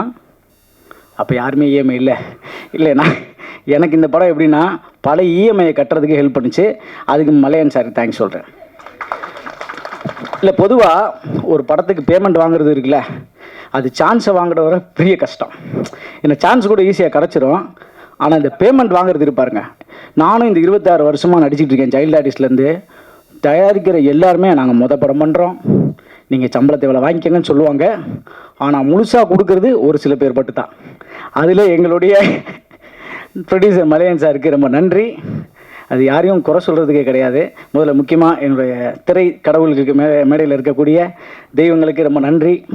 எங்களை ஒரு படத்தை வந்து சப்போர்ட் பண்ணுறதுக்கு முன்னாடி நிற்கிற எங்களுடைய, ஏன்னா இந்த பொறுப்பு எல்லாருக்குமே இருக்குன்னு நினைக்கிறேன். சார் இதை நான் பேசலாமான்னு தெரியாது, ஆர்வி உதயகுமார் சார் சொல்லிட்டு போயிட்டாங்க. நிறைய இடத்துல பேசணும் ஆதங்கம் இருக்கும். ப்ரெஸ்ஸு முன்னாடி எப்படி பேசுறது, ஒன்று சொன்னால் எதாவது, இப்போ நான் நிறைய ப்ரெஸ்ஸில் பேசும்போது பார்த்தீங்கன்னா எதாவது ஒன்று சொல்லியிருப்போம், அதை மாற்றி சொல்லி போட்டுற மாதிரி ஒரு ஃபீல் இருக்குது. ஏன்னா நிறைய பேர் முன்னாடி வந்து எதாவது சொல்லிட்டோம்னா எதாவது மாற்றி சொன்னால் முன்னாடி ஒருத்தர் எழுதி அது வாய்ப்பு கிடைக்கும். இப்போ எழுதுறதுக்கோ எதையாவது ஒன்று போட்டு மாற்றி தான் சொல்கிறாங்க. சமீபத்தில் ஒரு இன்டர்வியூவில் நான் பேசாத ஒரு விஷயத்த சொல்லி ஒருத்தர் ஒரு 10-20 கால் எனக்கு ஃபோன் பண்ணுற அளவுக்கு ஆச்சு. ஏன்னா நெகட்டிவாக போட்டால் தான் உங்களை பார்க்குறாங்கன்னு சொல்லி ஃபோனில் சொல்கிறாங்க. அந்த மாதிரிலாம் இருக்குது. ஸோ எப்படி ஒரு இயக்குநர்களுக்கும் தயாரிப்பாளருக்கும் ஒரு படத்தை திரையுலகத்தை சரியாக வழி நடத்துறதுக்கு ஒரு முக்கிய பங்கு இருக்கோ, நம்முடைய பத்திரிகையாளரும் உங்கள் பாதம் தொட்டு கேட்டுக்கிறேன், உங்களுக்கும் அந்த பங்கு இருக்குது. பார்த்து எழுதுங்க, பார்த்து செய்யுங்க. ஆர்வி உதயகுமார் சார் சொல்லிட்டு போனாங்க. எனக்கு இப்போ கூட பேரரசன் என்ற ஒரு ரெக்வெஸ்ட் மாதிரி தான் கேட்டேன், வேண்டுகோள், ஒரு ஆதங்கம் தான். ஏன்னா இதுக்கு முன்னாடி ஒரு படம் நடிச்சிருந்தேன். 40 படங்கள் கிட்டத்தட்ட வெளியே வர வேண்டிய போராட்டங்கள் இருக்குது. அதில் ஒவ்வொரு படமும் வரும்போது எனக்கு ஒரு திருவிழாவாக ஃபீல் ஆகுது. ஒரு ப்ரொடியூசர் நடித்த எனக்கு சம்பளம் வாங்கின எனக்கே இவ்வளோ இருக்குன்னா அந்த படத்தை தயாரித்த தயாரிப்பாளர்களுக்கு எவ்வளோ பெயின் இருக்கும், எவ்வளோ கனவுகள் இருக்கும், டைரக்டருக்கு எவ்வளோ விஷயங்கள் இருக்கும்னு ஆசையாக இருக்கும். அவங்க எப்படியாவது இந்த படத்தை வெளியே கொண்டு வந்துடணுமே அப்படின்ட்டு. நிறைய பேர் கேட்பேன், பாண்டி என்ன சமயத்தில் நடிக்கலையானுவாங்க. ஐயோ நடிச்சுக்கிட்டு தாங்க இருக்கேன், படங்கள் தயாரிப்பாளர் வெளியே கொண்டு வரணும். அந்த ஆப்ளிகேஷனை இப்பயும் இயக்குனர் சங்கத்துக்கு முன்னாடி வைக்கிறேன். ஏன்னா தயாரிப்பாளர்களும் இயக்குனரும் சேர்ந்து மட்டும்தான் இந்த இண்டஸ்ட்ரியை காக்க முடியும். மற்ற எல்லாருமே வேலை பார்க்குறவங்க தான். ஏன்னா கிரியேட்டர்ஸ் அவங்க தான். ஒருத்தர் கிரியேட்டர் நம்பி ஒருத்தவங்க பணம் போடுறாங்க. அந்த ப்ரொடியூசருக்கு உண்மையிலே சொல்கிறேன் சார், ரிலீஸ் பண்ணுறதுக்கு வழிகள் இல்லாமல் ரொம்ப கஷ்டப்படுறாங்க சார். ஒவ்வொரு ப்ரொடியூசர்ஸுமே முடிச்சிடுறாங்க. இப்போ புது தயாரிப்பாளர் இருக்காங்க, நம்ம தயாரிப்பாளரும் இயக்குனர் சங்கமும் சேர்ந்து ஒரு கமிட்டி ஒன்று ஃபார்ம் பண்ணி ஒரு படத்தை எப்படி ப்ராப்பராக ரிலீஸ் பண்ணலாம், ஒரு ப்ரெஸ் மீட் இப்படி ஒரு இந்த வழியில் இத்தனை தியேட்டர்ஸ் ரிலீஸ் பண்ணலாம். ஏன்னா கிட்டத்தட்ட 25 லட்ச ரூபா அந்த தயாரிப்பாளர் இழந்திருக்காங்க. தனிப்பட்ட முறை போங்க சார், இண்டஸ்ட்ரியை வேணாம் சார் அப்படின்னு அந்த ப்ரொடியூசர் போயிட்டார். ஸோ அந்த மாதிரி எந்த தயாரிப்பாளருக்கும் நடக்கக்கூடாது. நீங்கள் நினச்சிங்கன்னா இந்த கமிட்டியை கரெக்டாக ஃபாலோ பண்ணி அவங்களுக்கு அந்த படத்தின் மூலிமா ஒரு பெரிய வருவாய் எடுத்து ஒரு சங்கத்துக்கு வருமானம் வரலுக்கு கூட செஞ்சிங்கன்னா கைட் பண்ணுறதுக்கு இங்கே ஆள் இல்லை சார். இந்த வழியில் ரிலீஸ் பண்ணுங்கள். இத்தனை படங்கள் ரிலீஸ் ஆச்சுன்னா அது சிறு தயாரிப்பாளர்கள் தான் 80% ஆஃப் இண்டஸ்ட்ரியில் எல்லாருக்கும் வேலை கொடுக்கறது. 10% வந்து ஒரு 10 to 20% மட்டும் தான் பெரிய படங்கள் நடக்குது. இப்போ நான் பெரிய படங்கள் நடிச்சிட்டு இருந்தேன். இப்போ பெரிய படத்தில் திருப்பி விஜய் படத்திலே திருப்பி நடிக்க முடியுமானா வாய்ப்பு இல்லை. ஏன்னா இப்போ சார் சொன்ன மாதிரி பார்க்குறதுக்கு கூட ஃபோன் பண்ணுறதுக்கு கூட வழிகள் இல்லாமல் இருக்குது. ஒரு இயக்குனரையோ தயாரிப்பாளையோ ரீச் பண்ணுறதுக்கு ரொம்பவே கஷ்டமாக இருக்குது. ஸோ அப்போது ஒரு முக்கியமான விஷயம் என்னென்னா, இது எல்லாத்தையும் அணுகக்கூடிய இது கிடையாது. எங்கேயோ ஒரு ஓட்டை இருக்குது. அது யாரையும் தவறு கிடையாது. தயாரிப்பாளர் தப்பு கிடையாது, இயக்குநர்கள் தப்பு கிடையாது, டெக்னீஷியன்ஸ் தப்பு கிடையாது, பத்திரிகையாளர் தப்பு கிடையாது, யாருமே தப்பு கிடையாது. ஆனால் எங்கேயோ ஒரு ஈகோன்ற ஒரு ஓட்டை இருக்குது. அதை அடைச்சி அதை கண்டுபிடிச்சி அதுக்கு ஒரு சரியான தீர்வு எடுத்திங்கன்னா சரியாக இருக்கும். இதில் நடிகர் சங்கமும் இணைஞ்சு செய்யணும்னு ஒரு வேண்டுகோள் வைக்கிறேன். என் வயசுக்கு மீறிய ஒரு வார்த்தை தான். ஆனால் நிறைய படங்கள் நிறைய தேர்வுகள் பின்னாடி கஷ்டப்பட்டு இருக்காங்கன்னு ஒரு வழியில் தான் இந்த விஷயத்தை பதிவு பண்ணுறேன். அதனால் இன்னொன்று, சதாசிவம் சாரை பற்றி சொல்லி ஆகணும். இப்போ 3 நாள் முன்னாடி வரைக்கும் சார் இந்த படத்துக்கு நம்ம ப்ரமோஷன் பண்ண சார், என்ன விதத்தில் சொல்லுங்கள் சார், எல்லா இடத்துலையும் கூட நிற்போம், என்ன வழியில் போவோம், காலேஜாக போவோம், எங்கே போனாலும் போகலாம், எத்தனை பேரை பார்க்கணும் சொல்லுங்கள், உங்களுக்கு கூட நிற்கிறோம். ஏன்னா அப்படி ஒரு டீம். ஒரு கோடைரக்டர் சார்லாம் இருக்கார், Kumar sir, Francis sir, cameraman, அப்படி ஒரு டீம். ஒரு பிளானிங் வந்து அப்படி ஒரு இதில் மிஸ் ஆனதே கிடையாது. அப்படிப்பட்ட டீம் இந்த படத்தில். இப்போ ப்ரொடியூசர் வெளியே கூட சொன்னார், சார் இந்த படம் சக்ஸஸ் ஆகட்டும் சார், வரிசையாக 10 ப்ரொடியூசரை நான் உள்ளே கொண்டு வரேன் சார் சொன்னார். அப்படிப்பட்ட ப்ரொடியூசர் ஜெயிக்கணும் அப்படின்ற ஆதங்கத்தோடு தான் பேசுகிறேன். அதில் யாரும் தவறாக எடுத்துக்காங்க, மன்னிச்சுக்கோங்க. நம்மளுடைய சதாசிவம் சாரை பற்றி சொல்லி ஆகணும். நான் ஆட்டோகிராஃப் படத்தில் சேரன் சாருடைய சின்ன வயசு ஃப்ரெண்டாக நடிச்சிருப்பேன். அந்த படத்தில் வந்து சேரன் சார் வந்து மிகப்பெரிய கஷ்டப்பட்டார். அவர் மாதிரி ஒரு திரைக்கலைஞர் கஷ்டப்பட்டு தான் நான் பார்த்து சொல்கிறேன். அப்போது ஷூட்டிங் நடிச்சிட்டே இருப்போம். திடீர்னு ஒரு கடங்காரங்க வருவாங்க, ஷூட்டிங் பேக்கப் ஆகிடும். மனசு ரொம்ப கஷ்டமாக இருக்கும். ஐயோ ஷூட்டிங் வந்துட்டோம். ஏன்னா எல்லாருமே சாப்பிடுவாங்க. திடீர்னு பார்த்தா ஒரு ஃபோன் வரும், எல்லாம் கிளம்புங்க, ரூமுக்கு திடீர்னு வாடகை கொடுக்க முடியாது. இல்லை ஒவ்வொரு அசிங்கங்களையும் பட்டு அவர் சேரன் நான் பார்ப்பேன், அண்ணன் என்னென்னு சொல்லும்போது, இல்லைடா பார்த்துக்கலாம்டா, இதெல்லாம் கடந்து போகணுண்டான்னு சொல்லிட்டே இருப்பார். அப்படி ஒரு சேரண்ணே ஆட்டோகிராஃப்ன்ற ஒரு படம், அந்த படம் வெற்றி அடைஞ்சு எப்பேற்பட்ட ஒரு வெற்றி அந்த இயக்குனருக்கு கிடச்சிருந்தா இந்த சினிமா யாரையும் கைவிடாதுன்றது பெரிய நம்பிக்கையை கொண்ட ஒரு இடம் தான் அந்த ஆட்டோகிராஃபுடைய வெற்றி. அதே சேரண்ணே வெற்றி அடைஞ்சதுக்கப்புறம் அந்த ஒரு விஷயமும் பார்க்கும் பொழுது அவருடைய வளர்ச்சியில் ரொம்ப சந்தோஷப்பட்டேன். அது மாதிரி நடிச்சுக்கிட்டே இருக்கும்போது ஆதவன் சொன்னார், இந்த மாதிரி நடிச்சுக்கிட்டே இருக்கும்போது திடீர்னு ஃபினான்ஸ் போகிறேன். ஏன்னா ப்ரொடியூசர் சொல்லணும், ப்ரொடியூசரும் அவரும் ஃப்ரெண்ட்ஸு. அவர் சொன்னார், யாரோ ஒருத்தனை போய் நான் ஹீரோ ஆக்குறதுக்கு என் நண்பன் நீயாவிடா, அந்த காசு வந்தாலும் சரி வரலாலும் சரின்னு சொல்லிட்டு அவருக்கு ஒரு பெரிய ஹோப் கொடுத்த ஒரு ப்ரொடியூசருக்கு தயவுசெய்து ஒரு கைத்தட்டுங்க. ஏன்னா பணத்தை தாண்டி அவனுடைய கிரியேட்டிவிட்டிக்காக அவர் செஞ்ச இந்த ஒரு மிகப்பெரிய ஒரு முன்னெடுத்தல் இத்தனை பேரை வாழ வச்சிருக்கு. இங்கே உழைச்சி அத்தனை பேருக்கும் இஎம்ஐ கட்டுறதுக்கு கண்டிப்பாக யூஸ்ஃபுல்லாக இருந்திருக்கும். ஸோ இன்னொன்று என்னென்னா, முக்கியமாக என்னுடைய ஆதவன் ஐயாவை பற்றி சொல்லி ஆகணும். ஆதவன் ஐயா வந்து நாட்டிலே இருக்கிறது இல்லை. நாட்டில் இருந்தால் தானே ஷூட்டிங் கூப்பிடுவாங்க. இவர் எப்போ பார்த்தாலும் யூஎஸ் போயிடுறாரு. உண்மையை சொல்லுங்கள், யூஎஸ் தானே போகிறீங்க, யூஎஸில் போயிட்டு நல்லா சம்பாதிக்கிறாரு. எனக்கு பாருங்கள், இப்போ கேட்கும் கூட என்னை கூப்பிட்றாங்க, வருஷத்துக்கு ஒரு படம் தான் பண்ணுவேன்னு சொல்லிட்டு போயிட்டாரு. மறைமுகம் வாய்ப்பு கொடுக்காதீங்கன்னு சொல்லிட்டாரு. ஐயா இருக்க இப்போ எக்களை மட்டும் செய்கிறீங்க வச்சு, அதனால் இவர் சொல்லிட்டு போயிட்டாரு. ஆனால் உண்மையிலேயே அவர் பாதி நேரம் யூஎஸில் தான் இருக்கார். நான் தான் சொன்னேன், அடுத்த வாட்டி எங்கேயும் கூப்பிட்டு போங்க, நான் பாடுவேன், டான்ஸ் ஆடுவேன், நல்லா ஏதாவது பண்ணுவேன், ஜிம்மிக்கு பண்ணேன், நான் நடிக்கிறதுக்கு வந்துட்டேன், என்ன வேணால் செய்யலாம், நீங்கள் சொல்லுங்கள் அப்படின்னு சொல்லிட்டு அவர்கிட்ட சொல்லியிருக்கேன். அது ஐயா யூஎஸ் போங்க, கூப்பிட்டு போங்க, ரொம்ப சந்தோஷம். பெரியவர்கள் எல்லாரும் வயசில் மீதின எல்லாருமே இருக்கீங்க. இது வந்து ஒரு முழுக்க ஒரு மனக்குமுறல்கள் தான். நிறைய தயாரிப்பாளர்களை வாழ வைக்கிறதுக்கு நாங்கள் பிளாக் பாண்டி போய் நின்று ஒரு விஷயம் செய்ய முடியாது. இங்கே இருக்க திரை ஜாம்பவான்கள் Venkatesh sir, Prabhakaran sir, Bhagyaraj sir, பேரரசண்ணன், தேவானி மேம் எல்லாருமே சேர்ந்து ஏதாவது ஒரு பெரியவங்க இருக்கீங்க, எங்களுக்கு முன்னாடி இருக்கக்கூடியவங்க இருக்கீங்க. ஏதாவது ஒரு வழி செய்யுங்க, நல்லபடியாக இருக்கட்டும். இந்த படம் நல்ல வெற்றி அடையணும், பெரிய லெவலில் வெற்றி அடையணும். எங்கள் ப்ரொடியூசருக்கு நிறைய காசை இந்த அந்த இயற்கையும் இறை சக்தியும் கொடுக்கணும்னு நான் கேட்டுக்கிறேன். தொடர்ந்து நீங்கள் படம் பண்ணணும் சார். அதில் எல்லாரும் எங்களை மாதிரி கலைஞர் எல்லாருக்கும் வாய்ப்பு கொடுங்க, இயக்குநர்களை உருவாக்குங்க. ஏன்னா இன்னொரு விஷயம் சொல்லணும்னு நினச்சேன். லைக்கா இன்றைக்கி மூடப்பட்டதுன்னு 2 நாள் முன்னாடி ஃபீல் ஆச்சு. ஐயோ இவ்வளோ பெரிய நிறுவனம் மூடிட்டாங்கன்னு. சார் அவங்க ஒரு 20-30 படம் பண்ணியிருப்பாங்க. ஆனால் அந்த காசுக்கு ஒரு 500 டைரக்டர் இந்த படத்தில் உருவாக்கி விட்டுருக்கலாமே. சார் 500 படத்தில் 400 படம் ஹிட் ஆயிருந்தாலே இந்த கம்பெனி இன்னும் வேர்ல்டு ஃபுல்லாக பேசப்பட்டிருக்குமேன்னு சொல்லி ஆசை வந்துச்சு. ஆனால் அது பேச முடியாது. தயவுசெய்து என்னை மன்னிச்சிருங்க, ஏதாவது தவறாக பேசியிருந்தா. ரொம்ப நன்றி நன்றி நன்றி, வாய்ப்புக்கு நன்றி. ரொம்ப சந்தோஷமாக இருக்குது. ஃபஸ்ட்டு வந்து இந்த விழாவுக்கு என்னை அழைத்த பேரரசு சாருக்கு வந்து ஒரு பெரிய நன்றி. ஏன்னா வந்து ஒரு குருநாதராக தன்னோட சிஷியர்களுடைய படைப்புகளுக்கு எத்தனை பேர் வந்து அழைப்பாங்கன்னு தெரியலை. அவர் படம் மாதிரி அவரை எடுத்துக்கிட்டு அவர் டைரக்ட் பண்ண ஒரு படம் மாதிரி இதை ஃபீல் பண்ணி ஒவ்வொருத்தரையும் அழைச்சிருக்காரு. இது வந்து பேரரசருக்காக வந்து அவருடைய சிஷியருக்காக பேரரசரோட அழைப்பின் பேரில் வந்த உறவுகள் எல்லாருமே. ஸோ மேடையில் இருக்க எல்லாருக்குமே ஒரு பெரிய நன்றி, பெரிய வணக்கம். தயாரிப்பாளருக்கு வந்து ஃபஸ்ட்டு ஒரு தேங்க்ஸ் சொல்லிக்கிறேன். முதல்ல வந்து எல்லா மேடைகளையும் நான் சொல்கிறது, ஒரு அருமை இயக்குனருடைய படங்களுக்கும் ஒரு புது ஹீரோக்களை வச்சு வர்ற படங்களுடைய தயாரிப்பாளருக்கு வந்து ஒரு பெரிய கட்ஸ் இருக்கணும். அது வந்து உங்கள்கிட்ட இருக்குது. மற்ற தயாரிப்பாளரோட இன்னும் நீங்கள் எங்கே மாறுபடுறீங்க அப்படின்னு நான் நினைக்கிறேன்னா, ஒரு டைரக்டரே ஹீரோவாக இன்ட்ரோ கொடுக்குறதுக்கு அதுக்கு நீங்கள் ஒரு பெரிய ஹோப் கொடுத்து அவர் கொண்டு வந்திருக்கீங்க. அதுக்கு ஒரு மிகப்பெரிய நன்றி உங்களுக்கு. செகண்ட் வந்து நான் வந்து டைரக்டருக்கு சொல்லணும், ரொம்ப இயல்பாக இருக்கார். நண்பர் வந்து ரொம்ப பார்க்கும்போது, அதாவது நிறைய படங்களை நம்ம வந்து பார்த்துட்டு சொல்லுவோம், ரொம்ப யதார்த்தமான ரொம்ப லைவாக இருக்கக்கூடிய படங்கள்லாம் பார்த்துட்டு அந்த ஹீரோயின் வந்து மெயினாக சொல்லுவோம், ரொம்ப பக்கத்து வீட்டு பொண்ணு மாதிரி இருக்காங்க, எங்கள் குடும்பத்து பொண்ணு மாதிரி இருக்காங்க, எங்கள் வீட்டு பொண்ணு மாதிரி இருக்காங்க அப்படின்னு சொல்லுவாங்க. இப்போ தேவயானி மேடம்லாம் அவங்களோட படங்கள்லாம் பார்க்கும்போது எல்லா படங்கள்லையும் அவங்களோட கேரக்டர் அப்படி தான் இருக்கும். நம்ம பக்கத்து வீட்டில் நம்ம பார்த்த பழகின ஒரு அக்காவோ தங்கச்சியோ இல்லை எதிர் வீட்டில் இருக்கக்கூடிய ஒரு முறப்பொண்ணாவோ எப்படியோ ஏதோ உள்ள கனெக்ட் ஆகிட்டே இருப்பாங்க. அந்த மாதிரி நிறைய ஹீரோயின்ஸ் இருப்பாங்க. அப்படி ஹீரோயினை மட்டும் தான் நம்ம சொல்லுவோம். எனக்கு இந்த படத்தோடைய சாங்ஸ் ட்ரெய்லர்லாம் பார்க்கும்போது ஹீரோ அப்படி தோணுச்சு. நம்ம பக்கத்து வீட்டு பையன் மாதிரி, நம்ம ஃப்ரெண்டு மாதிரி, நமக்கு ரொம்ப பழக்கமான ஒரு நண்பராக, பழக்கமான ஒரு முகமாக இருந்துச்சு. ஸோ உங்களுக்கு ஒரு பெரிய வெல்கம் உங்களுக்கு. ஏன்னா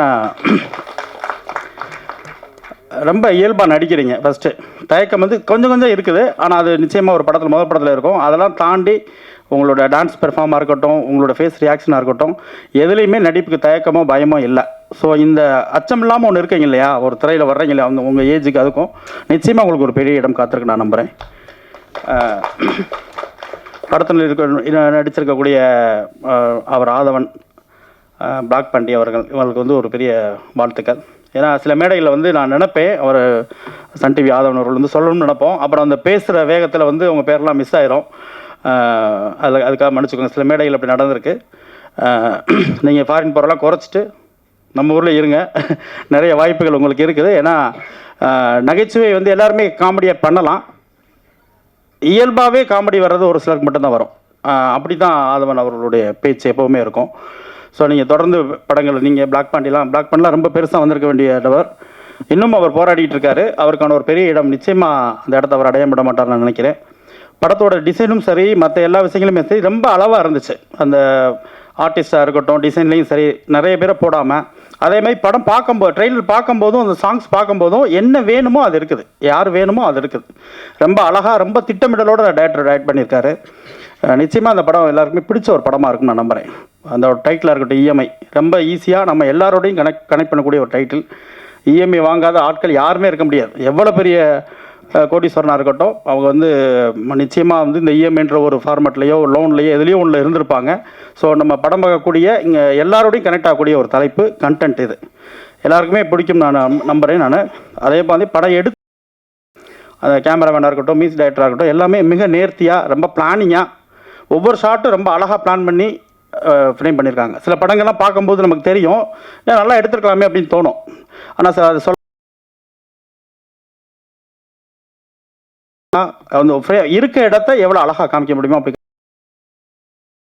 எல்லாருக்கும் பிடித்த படமாக இருக்கும்னு நினைக்கிறேன். வாழ்த்துக்கள். 2013 டைரக்டரும் நானும் ஃபஸ்ட்டு ஒரு படம் பண்ணோம். அதுக்கப்புறம் இப்போ மறுபடியும் ஒரு 13-14 வருஷம் கழித்து மறுபடியும் சேர்ந்து பண்ணியிருக்கோம். ஒரு 10 வருஷமாக ஆல்மோஸ்ட் படமே இல்லை. மறுபடியும் கூப்பிட்டு என்னை பண்ணதுக்கு ரொம்ப தேங்க்யூ. அது மலையன் சாரும் ரொம்ப சப்போர்ட்டிவாக இருந்து எனக்கு எல்லாமே நல்லா செஞ்சு கொடுத்தாரு. அவருக்கும் ரொம்ப தேங்க்யூ. வில்லத்தனமான நடிப்பால அதே ரசிகர்களை மிரளவும் வச்ச இயக்குனரும் நடிகருமான திரு ஏ வெங்கடேஷ் அவர்களை அன்போடு பேச அழைக்கிறோம். இயக்குனர் சங்கத்தில் ஆதவன் தான் சொன்னார்ல, இயக்குனர் சங்கமே உட்காந்துருக்குன்னு. எல்லாம் பேரரசு சார் அவர்களுக்காக தான். பரவாயில்ல, இவர் நம்ம பிரபாகரனையாவது பேரரசு சார் கூப்பிட்டார், என்னையே வந்து யாரும் கூப்பிடல, நம்பி கூப்பிட்டாப்புல. எங்கள் யூனியனுடைய ஒருங்கிணைப்பாளர் நம்பி வந்து ஃபோன் பண்ணி, சார் இந்த படத்தை ஆடியோ ஃபங்க்ஷன் நீங்கள் வரணும் அப்படின்னாரு. அப்படியா அப்படின்னா, இல்லை சார் நீங்கள் இது வந்து பேரரசு சாருடைய அசிஸ்டண்ட்டு அப்படின்னாரு. பேரரசு சார் அசிஸ்டன்ட் சொன்னோன்னா அப்புறம் மறுக்க முடியாது, கண்டிப்பாக வந்து தான் ஆகணும். ஏன்னா பேரரசு வந்து அந்த அளவுக்கு எங்கள் சங்கத்துக்கு வந்து இன்றைக்கி உழைச்சிட்டு இருக்கிற ஒரு உழைப்பாளி. ஸோ அந்த அன்றைக்கி நானும் சங்கத்தின் இணைச்செயலாளர்ன்ற முறையில் கண்டிப்பாக அந்த ஃபங்க்ஷனை கலந்துக்கணுன்ட்டு வந்தேன். பொதுவாக வந்து பார்த்திங்கன்னா இயக்குனர் சங்கத்தில் இருக்கக்கூடிய மெம்பர்ஸில் 90% ஆட்களுக்கு வந்து இவருடைய பாதிப்பு இல்லாமல் அவங்க சினிமாவுக்கு வந்திருக்கவே மாட்டாங்க. அதுதான் எங்கள் எழுத்தாளர் சங்க தலைவர் திரு பாக்யராஜ் சார் அவர்கள். எந்த டைரக்டரை கேட்டாலும் சரி தான், அவருடைய பாதிப்பு, அவர் படங்களை பார்த்தோம், அவருடைய இன்ஸ்பிரேஷன் இருந்துச்சு அப்படின்னு சொல்லுவாங்க. அந்த அளவுக்கு பாக்யராஜ் சார் வந்து எல்லாத்துக்குமே தெரியும். நான் மீண்டும் மீண்டும் அவரை பற்றி சொல்லிகிட்டு இருக்கிறதுக்கு ஒரு எதுக்காக இந்த விஷயத்த சொல்ல வரேன்னா, பாக்யராஜ் சார் அவர்கள் வந்து நான் முதலாக சந்தித்தது ஒரு விமான பயணத்தில் தான். நான் அவருடைய தீவிர ரசிகன், அவருடைய படங்கள் ரெஃபரன்ஸ் அவ்வளோ பார்ப்பேன். ஆனால் ஃபஸ்ட்டு ஏர்போர்ட்டில் பார்க்குறப்ப இது ஃப்ளைட்டில் உள்ளே தான் உட்காரும்போது தான் பார்க்குறேன், என் பக்கத்தில் வந்து உட்கார்றது அவர். எனக்கு ஷாக்கு, உடம்புலாம் வளவலம் விளக்குது. ஒரு புக்கோடு உட்காந்துருந்தார். வணக்கம் சார் அப்படின்னா திரும்பி பார்த்து வணக்கம் அப்படின்னா, சார் நீங்கள் மறந்துருப்பீங்க, எனக்கு ஞாபகம் இருக்குது, அதை புக்கை படிச்சுட்டு அப்போ சார் நான் டைரக்டர் வெங்கடேஷ் தெரியும் அப்படின்னாரு. அப்போ நான் சொன்னேன், அவருடைய படங்களை பற்றிலாம் பேசிக்கிட்டு இருந்தேன். சார் நீங்கள் விடிவரை காத்துற படத்தை திரும்பவும் ரீமேக் பண்ணலாமா சார் அப்படின்னு அவர்கிட்ட கேட்டேன். இது இருக்கும், ஒரு 12 வருஷமாக இருக்கும். ரீமேக் பண்ணலாமா சார் அப்படின்னு கேட்கும்போது, நான் பண்ணணும்னு ஐடியா வச்சுருக்கேன் அப்படின்னு சொன்னார். அந்த மாதிரி அவருடைய படங்கள் எல்லாமே ஒரு இன்னைய வரைக்கும் படைப்பாளர்களுக்கு வந்து ஒரு ரெஃபரன்ஸ் தான். அதே போல் எனக்கு ஒரு பெரிய ஒரு ஆதங்கம் என்ன உண்டுன்னு கேட்டிங்கன்னா, ஒரு டாக்டர்னு பார்த்தீங்கன்னா அவர் ஒரு எக்ஸ்பீரியன்ஸ் டாக்டருங்க அப்படிம்பாங்க.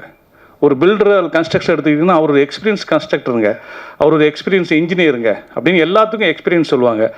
ஆனால் சினிமாவில் மட்டும் குறிப்பாக அதுவும் இயக்குனர்களை எக்ஸ்பீரியன்ஸ் ஆயிடுச்சுன்னா ஏதோ அவங்க ஒரு பழைய பீஸ் அப்படின்ற மாதிரியே ஒரு ஃபீல் வந்து எல்லாத்தையும் இருக்குது. தயாரிப்பாளர்கிட்ட இருக்குது, ஹீரோக்கிட்ட இருக்குது, எல்லார்கிட்டையுமே இருக்குது. இதை நான் குற்றச்சாட்டாக சொல்லலை, அந்த எக்ஸ்பீரியன்ஸை பயன்படுத்தணும் அப்படின்னு நான் சொல்கிறேன். இப்போது பாக்யராஜ் சார் இருக்காருன்னா திரைக்கதையில் இன்னை வரைக்கும் அவருடைய கதைகளை ரெஃபரன்ஸ் பண்ணி நிறைய படங்கள் நானே சொல்லுவேன். அவருடைய படங்களையும் இன்னும் இப்போ ரீசெண்டாக வந்து ஹிட்டான படங்களையும் ஈஸியாக ரெஃபர் பண்ணலாம் திரைக்கதைக்கு. அப்படி அவருடைய திரைக்கதையில் வந்து இன்றைக்கும் அவருடைய திரைக்கதையினுடைய பேட்டர்ன் தான் போயிட்டுருக்குங்கிறதுல எந்த விதமான மாற்று கருத்தும் கிடையாது. வாங்க சினிமாவை பற்றி பேசலாம்னு அவர் சார் ஒரு புக் எழுதியிருந்தார். அந்த புக்கை படிச்சிங்கன்னா, அந்த புக்கை படிச்சுட்டு நீங்கள் திரைக்கதை எழுதிடலாம். அவ்வளவு ஈஸியாக திரைக்கதையை பற்றி சொல்லியிருப்பார். ஒவ்வொரு அத்தியாயமும் அது ரொம்ப இம்பார்ட்டண்டான ஒரு அத்தியாயம். இப்போ தான் அதை ரீபப்ளிஷ் பண்ணியிருக்காங்க அந்த புக்கை. நம்ம திரையுலக நண்பர்கள் யாராவது சினிமா ஆர்வலராக இருந்தீங்கன்னா அந்த புக்கை வாங்கி படிங்க. அவ்வளோ இன்ஃபர்மேஷன் அந்த புக்கில் இருக்கும். சரி, இப்போ என்னென்ன மேட்ரு, மலையாளத்தில் சமீபத்தில் ஒரு பட்டையை கிளப்பிட்டு இருக்கிற ஒரு நடிகர் கம் இயக்குனர் அப்படின்னா ஃபாசில் ஜோசப். அவருடைய படங்கள் எல்லாமே அங்கே ஹிட்டு. அவர் கதை எழுதி வேறு டைரக்டர் பண்ணாலும் அந்த படம் ஹிட்டு. அப்படி அவர் வந்து கதைகளை வந்து ரொம்ப சூப்பராக பண்ணிகிட்டு இருக்காரு. நம்ம இங்கே பேசிகிட்டு இருக்கோமே, உதயகுமார் ஆரம்பித்து எல்லாருமே, நானும் பல மேடையில் பேசியிருக்கேன், கண்டென்ட்டுன்னு. அந்த கண்டென்ட் என்னங்கிறதுக்கு அவர் படங்கள் தான் உதாரணம். ஸோ கண்டென்ட் எங்கேயுமே இல்லை, லைஃப்பில் இருக்குது, அங்கேருந்து எடுத்து பண்ணாலே அந்த படங்கள் ஹிட் ஆகும் அப்படின்னு அவர் வாசில் ஜோசப் படி எல்லா படத்துலையும் இருக்குது. இதை நமக்கு அப்போவே காட்டிட்டாரு நம்ம திரையுலக ஜாம்பவான் திரு கே பாக்யராஜ் சார் அவர்கள். கோயம்புத்தூரில் நமக்கு தெரியாத ஊரெல்லாமே அவர் படத்தில் வந்து சொல்லியிருப்பார். நிறைய சம்பவங்கள் அவர் படத்தில், மௌன கீதங்கள் ஆரம்பித்து உருகை ஓசை ஆகட்டும், எல்லா படங்களையுமே அவருடைய அந்த கேரக்டருடைய எளிமை, அவர் எங்கேயோ பார்த்த எங்கேயோ சந்தித்த மனிதர்களை ஹீரோ ஆக்கிடுவார். எங்கேயோ மறக்க முடியாத ஒரு கேரக்டர் சந்திச்சிருப்பார், அதை வந்து அவர் வந்து ஒரு கேரக்டராக மாற்றிடுவார். உருகை ஓசில் சங்கிலி முருகன் கேரக்டர் எப்படி வந்துச்சுன்னு அந்த புக்கில் எழுதியிருப்பார் பாருங்க, அவ்வளோ அழகாக இருக்கும். இதைத்தான் ஃபாசில் ஜோசப் பண்ணிகிட்டு இருக்காருன்னு நான் சொல்கிறேன். ஆரம்ப காலத்தில் பாலச்சந்திர மேனன் ஒருத்தர் இருந்தார் சாருடைய பீரியடில். சார் ஹீரோ நடிச்சிட்டு இருக்கும்போது அங்கே சாருடைய படங்கள் மாதிரியே அங்கே பாலச்சந்திர மேனன் பண்ணிகிட்டு இருந்தார். இப்போது ஃபாசில் ஜோசப் பண்ணிகிட்டு இருக்காரு.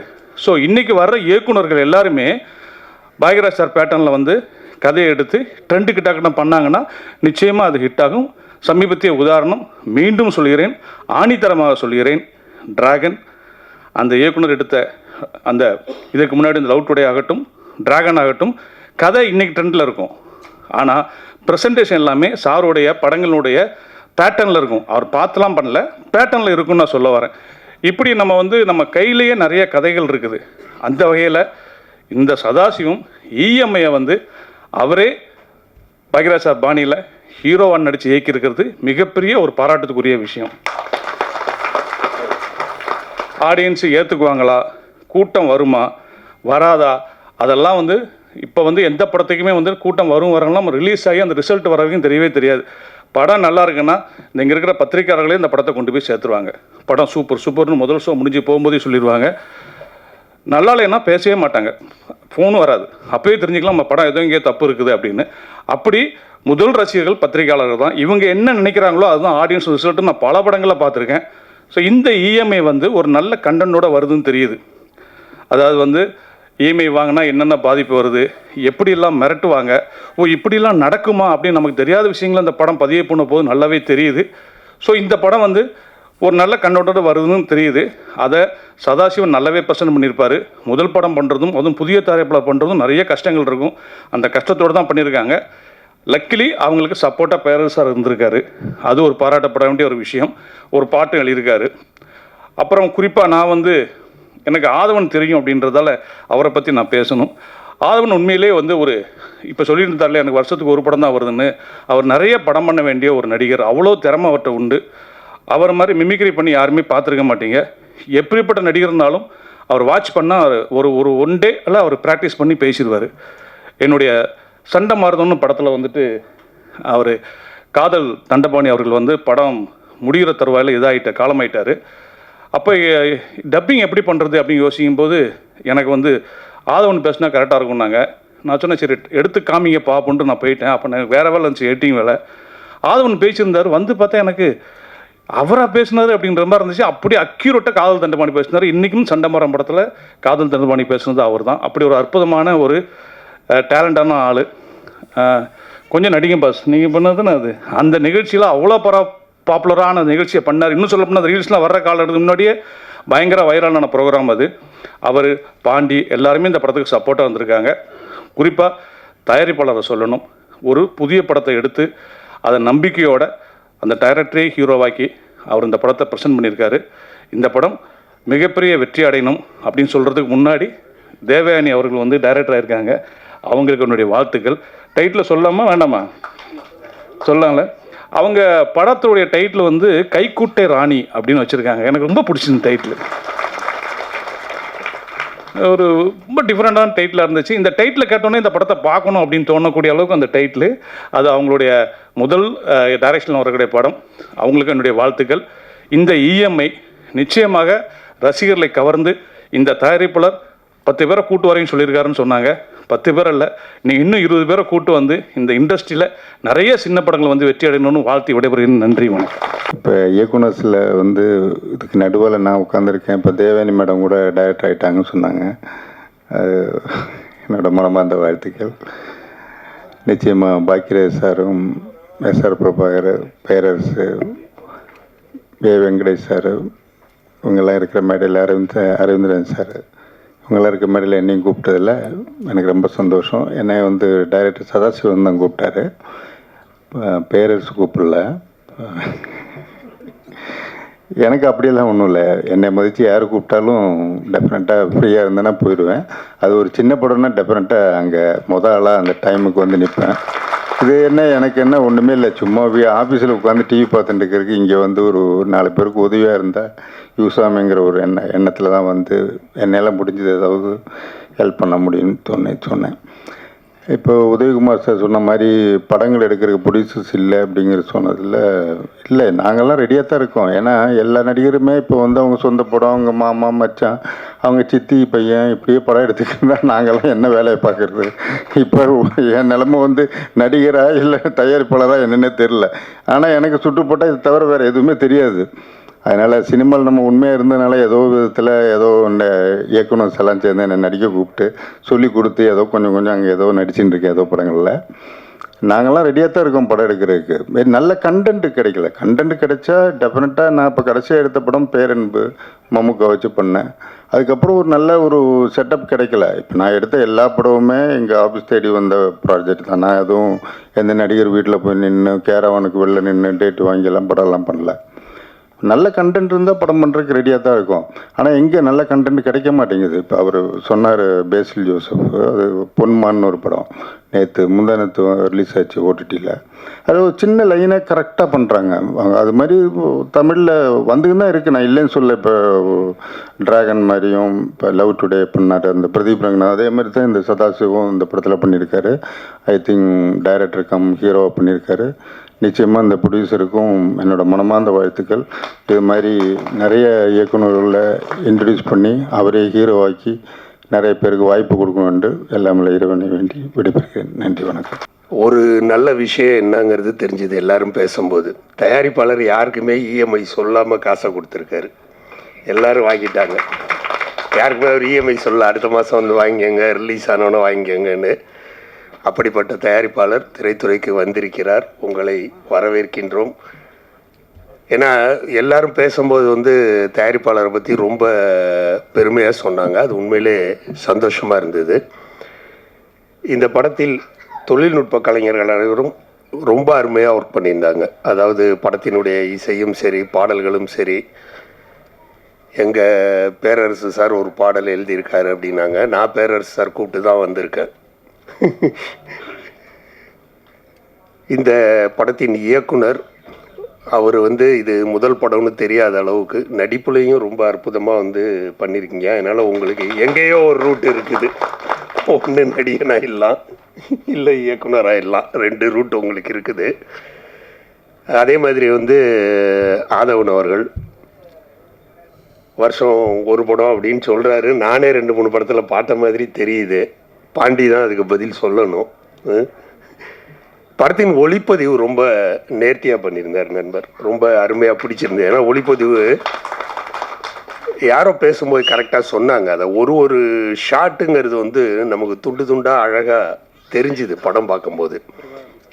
பிரபாகரன் சார் சொன்னது அருமையாக சொன்னாங்க. அதை ஏன்னா எங்கேயாவது ஒரு இடத்துல கேமரா இழுத்துடுச்சுன்னா இது பண்ணால் நம்ம எடிட்டிங்கில் அப்படி மேனேஜ் பண்ணி அப்படி ஒரு கட் பண்ணுவோம். அது நமக்கு பார்க்கும்போது தெரிஞ்சிடும், ஆடியன்ஸுக்கு புரியுதோ இல்லையோ. பட் இந்த படத்தில் அந்த மாதிரி எதுவும் இல்லாமல் ரொம்ப அற்புதமான ஒரு நேர்த்தியான ஒரு ஒளிப்பதிவு. பாடல்கள் எல்லாமே வந்து ரொம்ப சூப்பராக பண்ணியிருந்தார் இசையமைப்பாளர். ஒரு நல்ல தயாரிப்பாளர் கிடைத்து விட்டால் நல்லபடியாக பண்ணலாங்கிறதுக்கு இந்த இஎம்ஐ படம் வந்து ஒரு உதாரணம். அதோடு இல்லாமல் சமுதாயத்தில் இருக்கின்ற ஒரு மறைமுகமான ஒரு பிரச்சனை இந்த இஎம்ஐங்கிறது.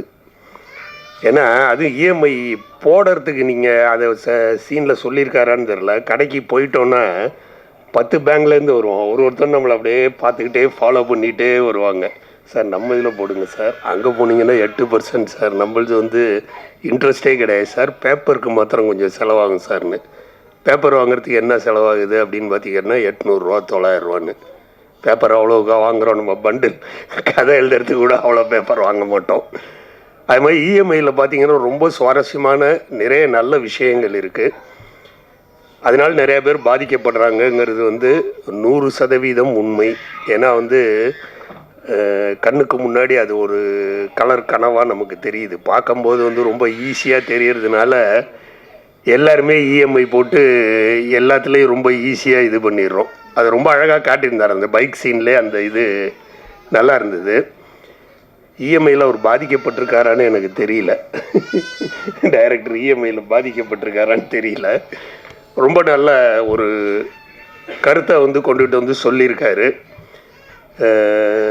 அப்புறம் திரைப்படத்தை பற்றி எல்லாருமே இந்த மேடையில் நிறையா பேசினாங்க. நல்ல படம் எடுக்கிறதுக்கு நான் தயாராக இருக்கேன்னு நம்ம ப்ரொடியூசர் கேரண்டி கொடுத்துட்டு போயிட்டார். நல்ல கதை இல்லை அப்படின்னு உதயகுமார் சார் சொல்லிட்டு போயிட்டார். நல்ல கதையை நீங்கள் தேர்ந்தெடுக்கலைன்னு. ஆனால் இன்றைக்கு வந்து கொண்டிருக்கும் படங்களை பார்த்தால் சிறிய படம் பெரிய படம் என்பது பட்ஜெட்டை வைத்து நிர்ணயிக்கப்படவில்லை என்பது தெளிவாக தெரிகின்றது. ஏனென்றால் பட்ஜெட்டே இல்லாமல் பண்ண சின்ன படங்கள்லாம் மிகப்பெரிய வெற்றி படங்களாக அமைஞ்சிருக்கு. அதனால் பட்ஜெட்டை வச்சு பெரிய படம் சின்ன படங்கிறது கிடையாது. நான் எப்போயுமே சொல்லுவேன், கமர்ஷியல் படம் ஆர்ட் படம்னு சொல்லும்போது நல்ல படம் அப்படிங்கிறத மட்டும் சொல்லுங்கள். படம் நல்ல படம், அதுதான் இந்த படம். நல்ல படம் தான் இஎம்ஐ, நல்லா பண்ணியிருக்காரு.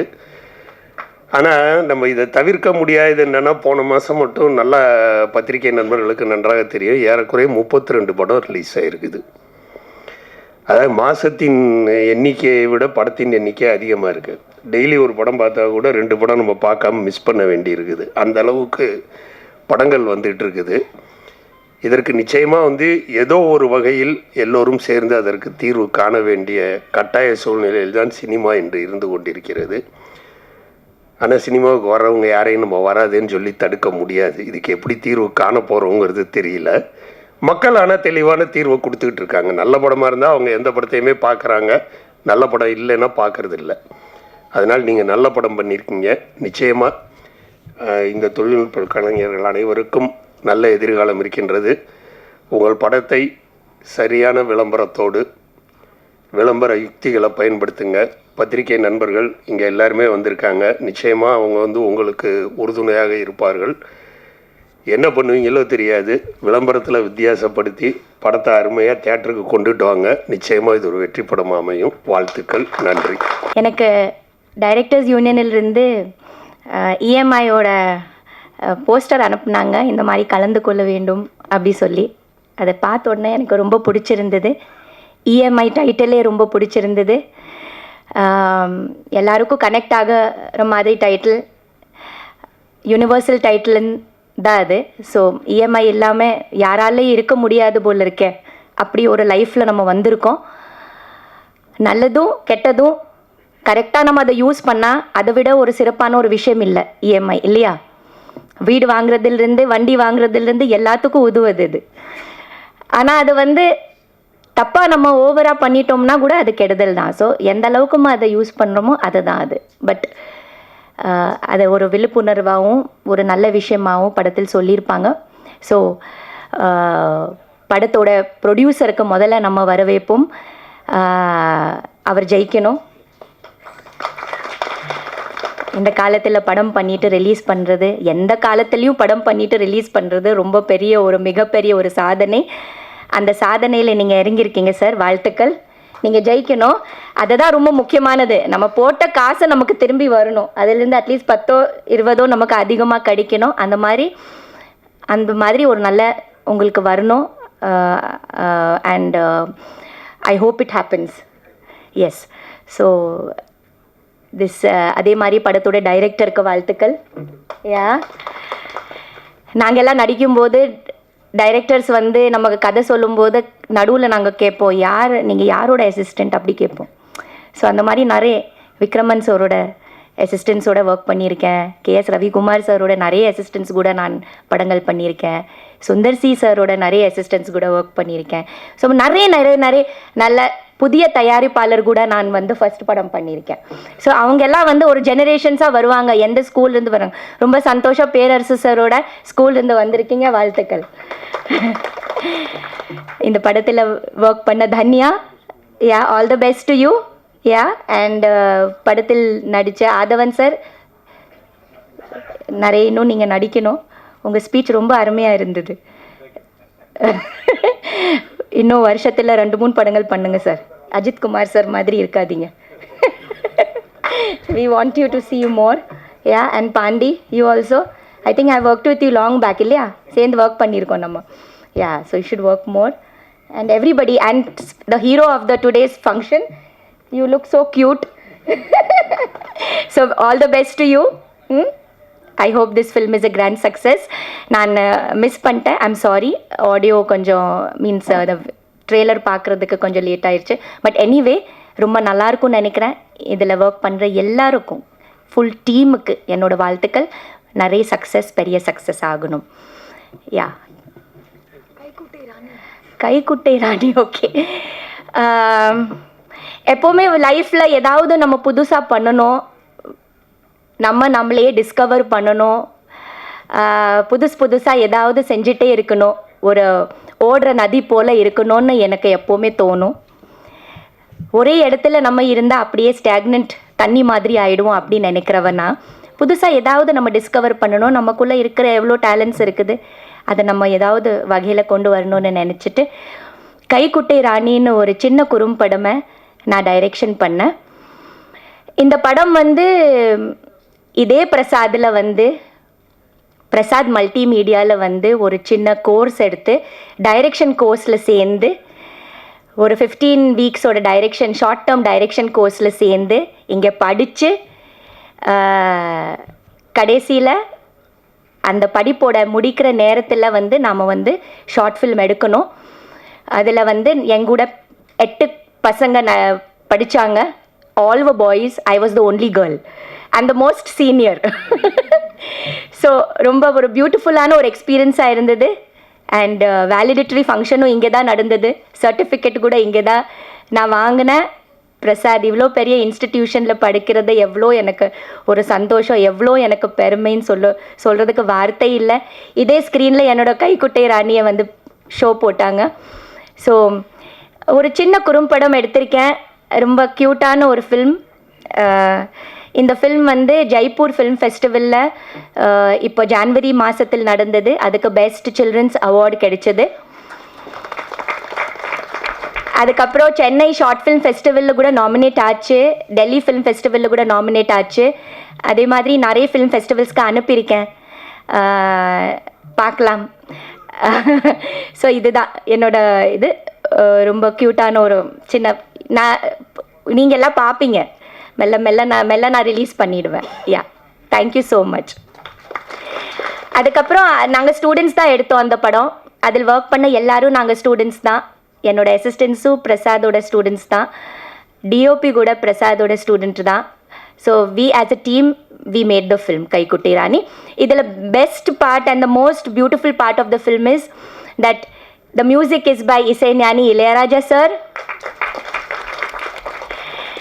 நான் போய் அவருக்கு வந்து சொன்னதும் கதை சொன்னதும் சாருக்கு, அதே மாதிரி அந்த கண்டென்ட் காமிச்சதும் உடனே மியூசிக் ஆரம்பித்து எனக்கு வந்து மியூசிக் பண்ணிட்டு கொடுத்தாரு Raja sir. So I will be always grateful to Raja sir.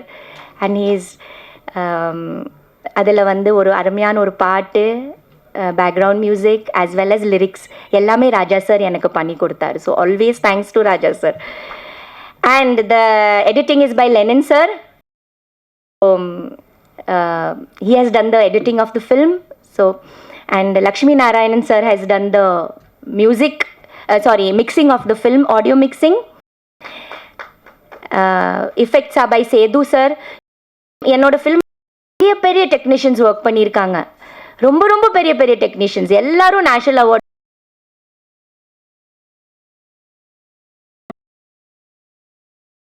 நன்றியோடு இருப்பேன். Thank you so much. Venkatesh sir பேசும்போது பாக்கியராஜ் பாதிப்பெலாம் யாருமே படம் பண்ண முடியாதுன்னு சொன்னார்.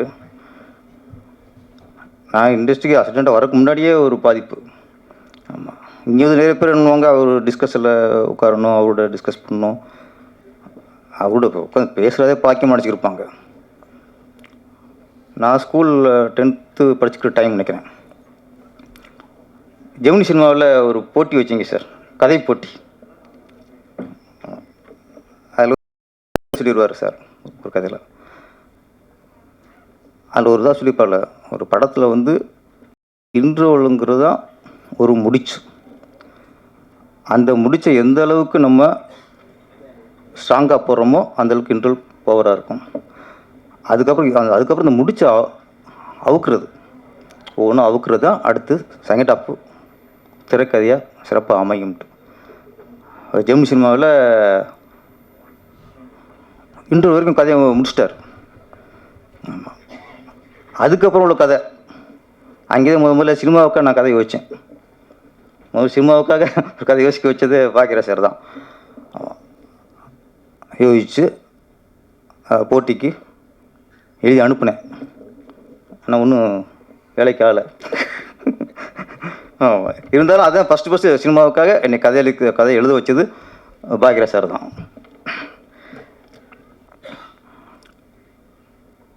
பாக்கியராஜ் சார் பற்றி இப்போ நிறைய பேர் பெஸ்ட்டு இருக்கலாம்.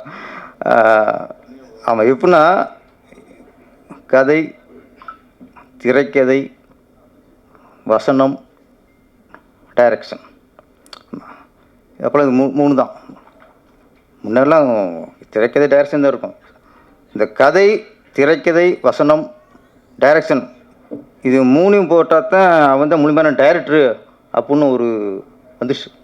டி ராஜேந்தர் ஒருத்தர், அப்புறம் சார். அதுக்கப்புறம் அந்த இது 3 போடணும். கதை வசனம் ஒருத்தர், திரைக்கதை டைரக்ஷன் ஒருத்தர்னா அது டைரக்டருக்கு மதிப்பு இருக்காது.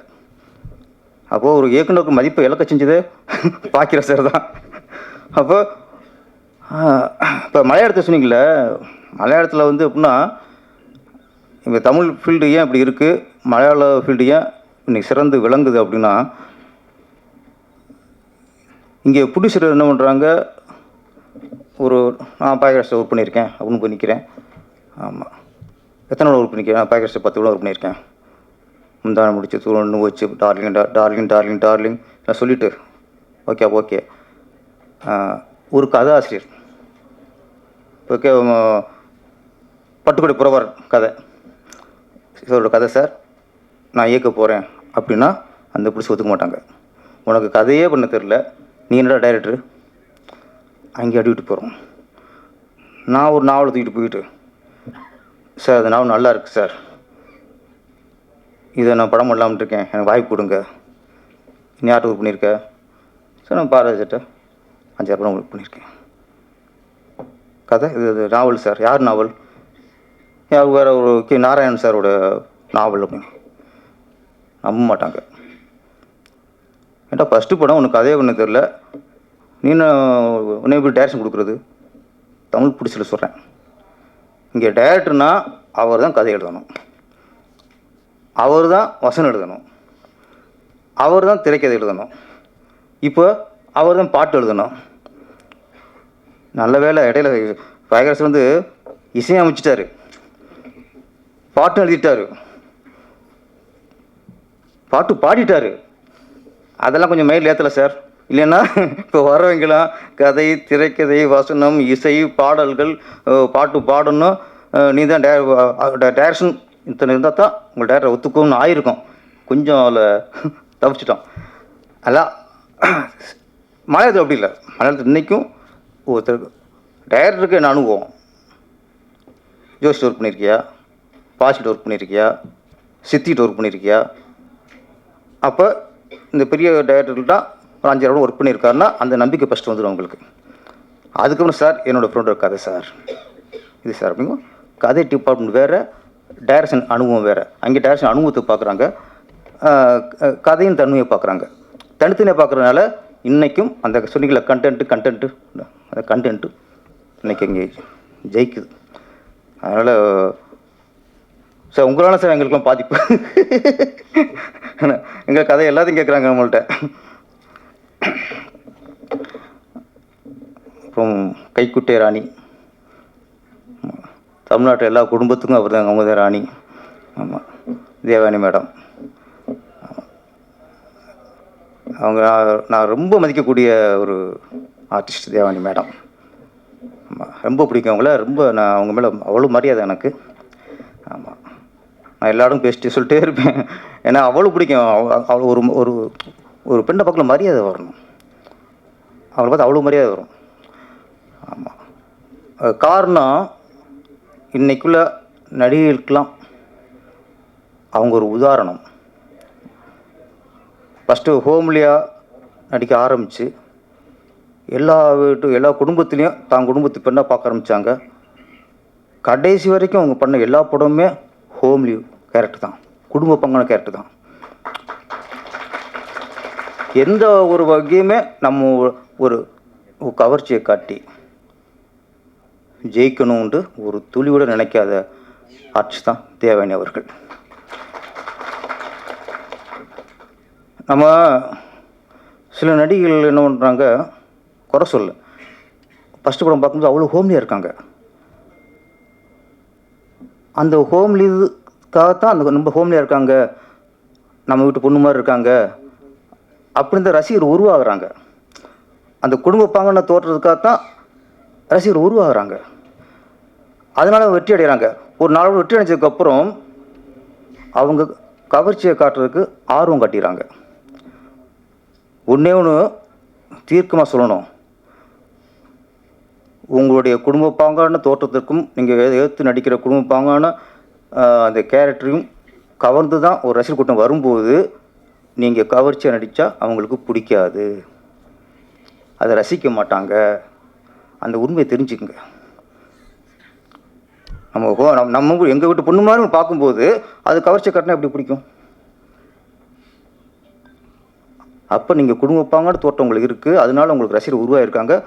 ஒவ்வொரு குடும்பத்துலேயும் அவங்கள்ட்ட குடும்ப பெண்ணை பார்க்குறாங்கன்னா கடைசி வரைக்கும் காப்பாற்றணும். அப்படி காப்பாற்றி இன்றைக்கி மரியாதைக்குரிய ஒரு பெண்மணியாக திகழ்கிறவர் தான் தேவயானி அவர்கள்.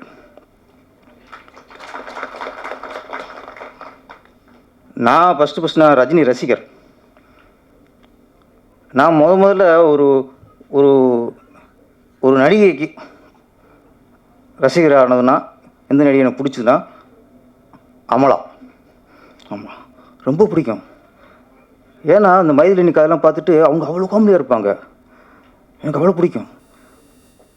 அப்புறம் தொடர்ந்து வேலைக்காரனாக இருக்கட்டும், அப்புறம் மம்முட்டி சாரோட படம் பண்ணாங்க, எல்லா படமும் அவ்வளோ காமெடியாக. அந்த காமெடியாக இருக்காங்கிறதுக்காகவே நான் அவங்களுக்கு ரசிகர் ஆகிட்டேன். நான் ஒரு படம், அந்த படத்தில் பார்த்தா மாடர்ன் ட்ரெஸ் போட்டாங்க. அது பரவாயில்ல, ஓகே, மாடர்ன் ட்ரெஸ் போட்டாங்க, பரவாயில்ல. ஒரு டாப் டிஷர்ட் போட்டு அவங்கள ஓட விட்றாங்க.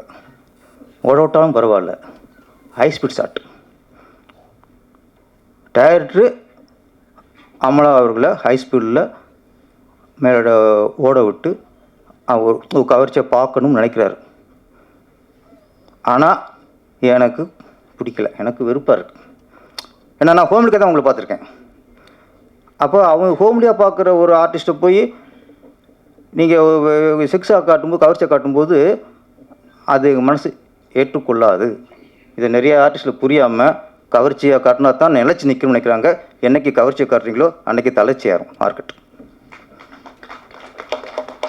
அதுக்குன்னு சில ஆர்டிஸ்ட் இருப்பாங்க, அவங்களுக்கு அதுதான் மூலதனமாக இருக்கும். அவங்களுக்கு அந்த உடல்வாவுக்கும் அவங்க கவர்ச்சிக்காக மட்டும்தான் டேரக்டர் கூப்பிடுவாங்க. அவங்க நடிச்சு போட்டோம். ஹோம்லி அவங்கள யாராவது ஹோம்லிக்கு லுக்குக்காக, குடும்ப பாங்க தோற்றத்துக்காக உங்களை ரசிக்க ஆரம்பித்தாங்கன்னா கடைசி வரைக்கும் அதை கடைப்பிடிங்கள்.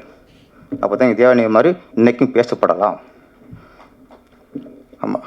அப்புறம் இயக்குனரும் ஆயிட்டாங்க, கைக்குட்டை ராணி இயக்குனர். வாழ்த்துக்கள் மேடம். ஆமாம், ஆர்டிஸ்ட் நடிகைகளில் முதல்ல பானுமதி அம்மா இயக்குனர் ஆனாங்க. அப்புறம் லட்சுமி மேடம் இயக்குனர் ஆனாங்க. அப்புறம் ஸ்ரீபிரியா மேடம் இயக்குனர் ஆனாங்க. லட்சுமி ராமகிருஷ்ணன் மேடம் இயக்குனர் ஆகியிருக்காங்க. நிறைய நடிகர்லாம் இயக்குனராக வெற்றி அடைஞ்சிருக்காங்க. பானுமதி அம்மா இயக்குனராக வெற்றி அடைஞ்சாங்க. லட்சுமி அம்மாவும் இயக்குனராக வெற்றி அடைஞ்சாங்க. ஸ்ரீபிரியா மேடமும் இயக்குனராக வெற்றி அடைஞ்சாங்க. அதே மாதிரி அந்த வருஷத்தில் இந்த கைக்குட்டை ராணியும் மகாராணியாக உருவாக வேண்டும்.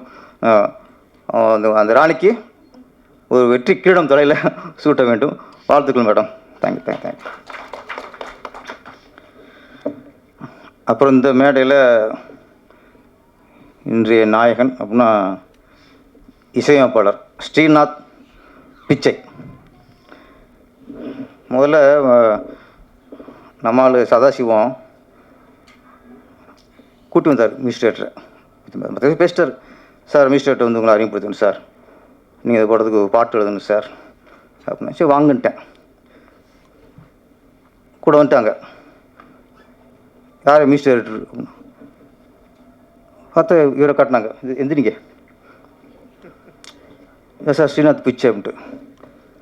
நான் என்னடா அது விஸ்வாமித்திர மாதிரி தலையெல்லாம் இருக்குது, நான் ஆளை பார்த்தா மினிஸ்ட்ரேட்டர் மாதிரி தெரியலையே முதல்ல அப்படின்னு டவுட் ஆயிடுச்சு. பேர் அப்படின்னா ஸ்ரீநாத் பிச்சையா? என்னோட ஏற்கனவே ரிஷி மாதிரி இருக்காப்புல, பேர் வேறு பிச்சை. திருப்பி கொஞ்சம் என்ன அது உறுத்தலாச்சு. சரி ஓகே, அப்போ நானாக சமாளிப்படுத்திட்டேன். பிச்சைக்காரன்னு படம் டைட்டிலே பிச்சைக்காரன் வச்சு படம் ஓடலையா? கோடீஸ்வரன் அப்படிலாம் எடுத்து சில படம் சரியாக போகலை. ஆனால் பிச்சைக்காரன் படம் எடுத்து மிகப்பெரிய ஹிட்டு. ஓகே, ஒரு சமாதானம். அப்புறம் சுந்தர் பிச்சை, சூப்பர், உலகளவில் வெட்டி அடிச்சிட்டான் அந்த மனுஷன். அப்போ இந்த பிச்சை பேருக்கும் இதுக்கும் சம்மந்தம் இல்லை. திறமை தான் ஜெயிக்கும். சில பேர் சொல்லுவாங்க நெகட்டிவாக பேர் வைக்கக்கூடாதும்பாங்க. பாக்கியராஜ் படம் எல்லா படமுமே நெகட்டிவ் தான். ஒரு கை ஓசை நெகட்டிவ் தான். எப்படி ஒரு கை ஓசை வரும்? வராதுல்ல. அது ஹிட்டு. மௌன கீதங்கள், சரி மௌனமாக அப்படி கீதம் பண்ண முடியும்? மௌனமாக கம்முன்னு இருக்கணும். அது மௌன கீதங்கள், அதுவும் நெகட்டிவ் தான். தூறல் நின்று போச்சு.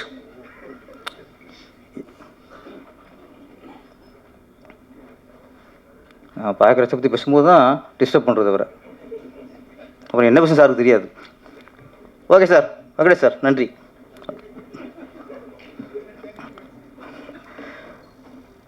தூறல் நின்று போச்சு.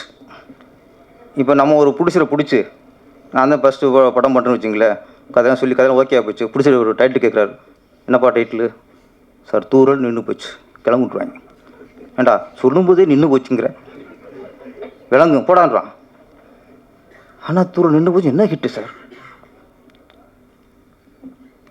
இப்படி நெகட்டிவ் டைட்டில் வச்சு அவர் சக்ஸஸ் பண்ணார். நான் என்ன சொன்னால், அதனால் பிச்சைக்கும் இதுக்கும் சம்மந்தம் இல்லை. அது வேறு இது வேறு. திறமை இருந்தால் நம்ம நெகட்டிவ் பாக்கியராஜ் மாதிரி நெகட்டிவ் டைட்டில் வச்சாலும் ஓடிடும். திறமை இருந்தால் பேரில் பிச்சை இருந்தாலும் இசையமைத்து அவர் கோடீஸ்வரன் ஆயிடுவார். அப்புறம் இவருக்கு எனக்கு இன்னொரு ராசி இருக்குது. இப்போ தான் நான் கண்டுபிடிச்சேன். ஒரு 3 படம் இசையமைச்சிருக்காரு. ஒன்று ரூ, அடுத்து இஎம்ஐ, இன்னொன்று கொற்றவன் போய்கிட்டு இருக்கு. இது மூலம் நான் நடிச்சிருக்கேன். அப்போ பிச்சைக்கு எனக்கு இந்த ராசி. அப்போ இது அப்போ பார்த்து நடித்தேன். நம்ம அன்றைக்கி பிச்சைன்னு சொன்ன யோசிச்சுமே, அப்போ இந்த பிச்சை சேமிச்சு எல்லா நம்ம நடிச்சுக்கிட்டு இருக்குமே, அப்போ பிச்சைக்கு நமக்கும் ஒரு ராசி இருக்குது. அதனால் பிச்சை வந்து வாழ்த்துறேன். ஆமாம், நிறைய படம் நீங்கள் வந்து நிறைய 10, 20, 30, 100 படம் எடுக்கணும். அப்போ நான் நடிக்க முடியும். உங்களுக்கு ஒரு ராசி இருக்குல்ல.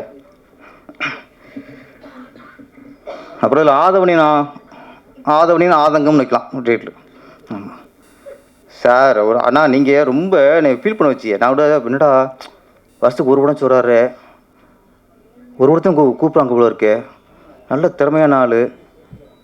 அந்த ஸ்பாட்டில் டேரக்ட் அப்பப்போ கவுண்ட் அடிப்பார். அவ்வளோ திறமை இருக்குது, அவ்வளோ காம்படிஷன்ஸ் இருக்குது. இவர் பயன்படுத்திக்காமல் என்னோட வருஷத்துக்கு ஒரு படம் தான் அப்படிங்கிறாப்புல. அந்த பிளாக் பண்ணி சும்மா இருக்கும். இது நண்பு சார், எப்போவுமே நண்பரால் தான் நம்மளுக்கு பிரச்சனை. எப்பவுமே கூட இருக்கும் தான் புளி வரிப்பான். பாக்கில் சொல்லியிருந்தார் ஒரு பேட்டியில்.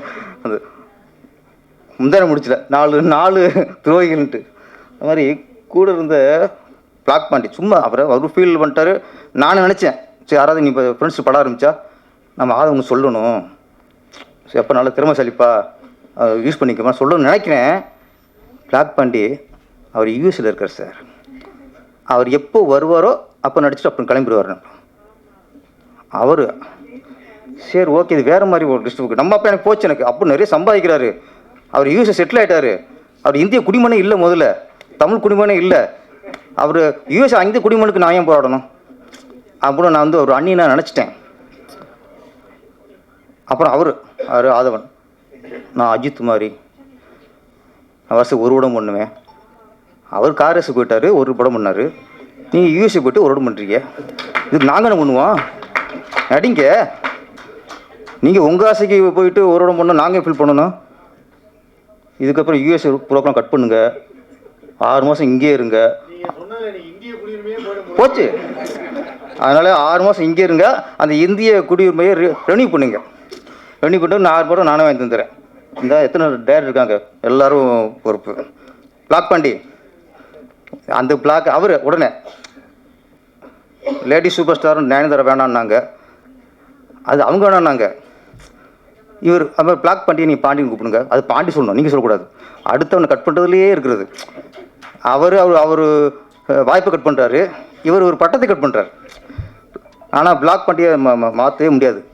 ஏன்னா பிளாக் பாண்டிங்கிறது அவர் உருவ கலருக்காக வச்சது. அதனால் அது சேர்ந்து சார், அது சேர்ந்து தான் பிளாக் பாண்டி. ஓகே. அப்புறம் இந்த படத்தில் ஒரு பாடல், அதுதான் வந்தாங்க முதல்ல எழுதி வாங்கிட்டு அப்புறம் நடிக்கணும்னு சொல்லிட்டாங்க. அந்த பாட்டு தான் அந்த அசுக்கு புஸ்கு மட்டும் பாட்டு. நான் ஃபஸ்ட்டு ஒரு டைப்பாக எழுதினேன். அவங்க எல்லோரும் மியூசிக் டைரக்டர் எல்லாருமே, இல்லை சார் நீங்கள் விஜய் படத்தில் ஓப்பன் சாங் எழுதுவீங்களே, ஆமாம் அது மாதிரி பவர்ஃபுல்லாக ஒன்று, அது விஜய்க்கியா? இல்லை சார் அந்த மாதிரி ஒரு சாங் வேணும் சார். சரி நான் விட்டேன், சரி ஆசைப்படுறாங்களே, சரி ஒன்று அடிச்சிட்டேன். அடிச்சுட்டு ஒரு ஆனால் இந்த மாதிரி பேர் தான் பிச்சை, நம்மளை பிச்சை எடுத்துட்டாரு. ஆமாம் சார் டென்ட்டுக்கு வாங்குங்கிறாரு. என்னையா டென்ட்டுக்கு வாங்குங்கிறியா சார்? கொஞ்சம் இங்கிலீஷ் வார்த்தைலாம் போட்டு அப்படி தானே, அப்போ தான் நிறையா இங்கிலீஷ் வார்த்தைலாம் போட்டு நிரப்பி அனுப்பியாச்சு. நான் டவுட்டில் இருந்தேன். அப்புறம் சாங் போட்டு கேட்டாங்க. போட்டு காட்டினும்போது இன்னும் பயந்துருச்சு. விஜய் சார் மாதிரி பாட்டு எழுத சொல்லும்போது அவர் பயம் இல்லை. சாங்கு போட்டு காட்டும்போது எனக்கு விஜய் சார் பேசும்போது வந்து போகுது. என்னடா இவங்க இவ்வளோ டெம்பிள் அடிச்சிருக்காங்களே மச்சான், ஏன் புது ஹீரோ புதுசு இன்னொன்று போகிறாங்களேன்னு பயம் இருந்துச்சு. அப்புறம் முடிச்சுட்டு ஒரு நாள் போட்டு காட்டினாங்க. மாஸ்டர் சுரேஷுங்க சூப்பர் சார், பெண்டு கழட்டிட்டாரு. அவரும் சிரிப்பாங்க போல இருக்கு. பேரரசு படத்தில் விஜய் சார் எப்படி ஆடினாரோ அது மாதிரி முட்டி போட்டு பரண்டு என்ன ஆட வைக்கணும் அங்கேயும் பிட்ட போட்டாங்க போல இருக்கு. அவர் சொல்லி பார்த்துருப்பாரு, தம்பி உண்டு நீங்கள் அதுவும் கொடுங்க. ஆனால் சார் நல்லா ஆட வச்சிருக்கு சார். ஒரு புது இருந்தளவுக்கு ஆட மாதிரி தெரில.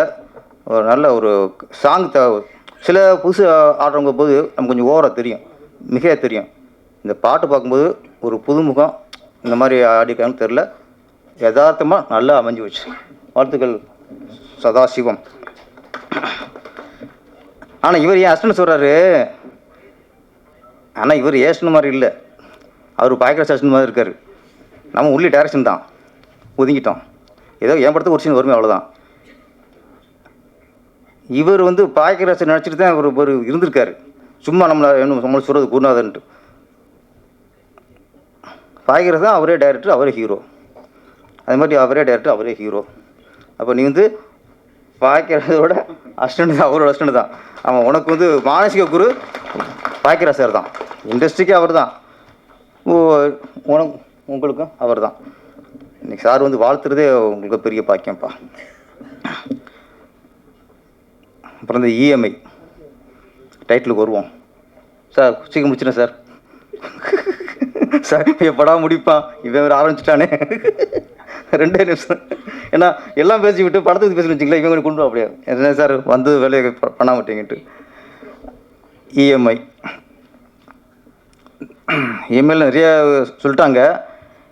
இதில் என்னென்னா அந்த இஎம்ஐ வந்து நாமளை இங்கே பைக்கை வாங்கிடுவாங்க, காரை வாங்கிடுவாங்க, வீட்டை வாங்கி விடுவாங்க. பைக்கை வாங்கிவிட்டு ஒரு 3 மாதம் 4 மாதம்ல கட்டுவாங்க.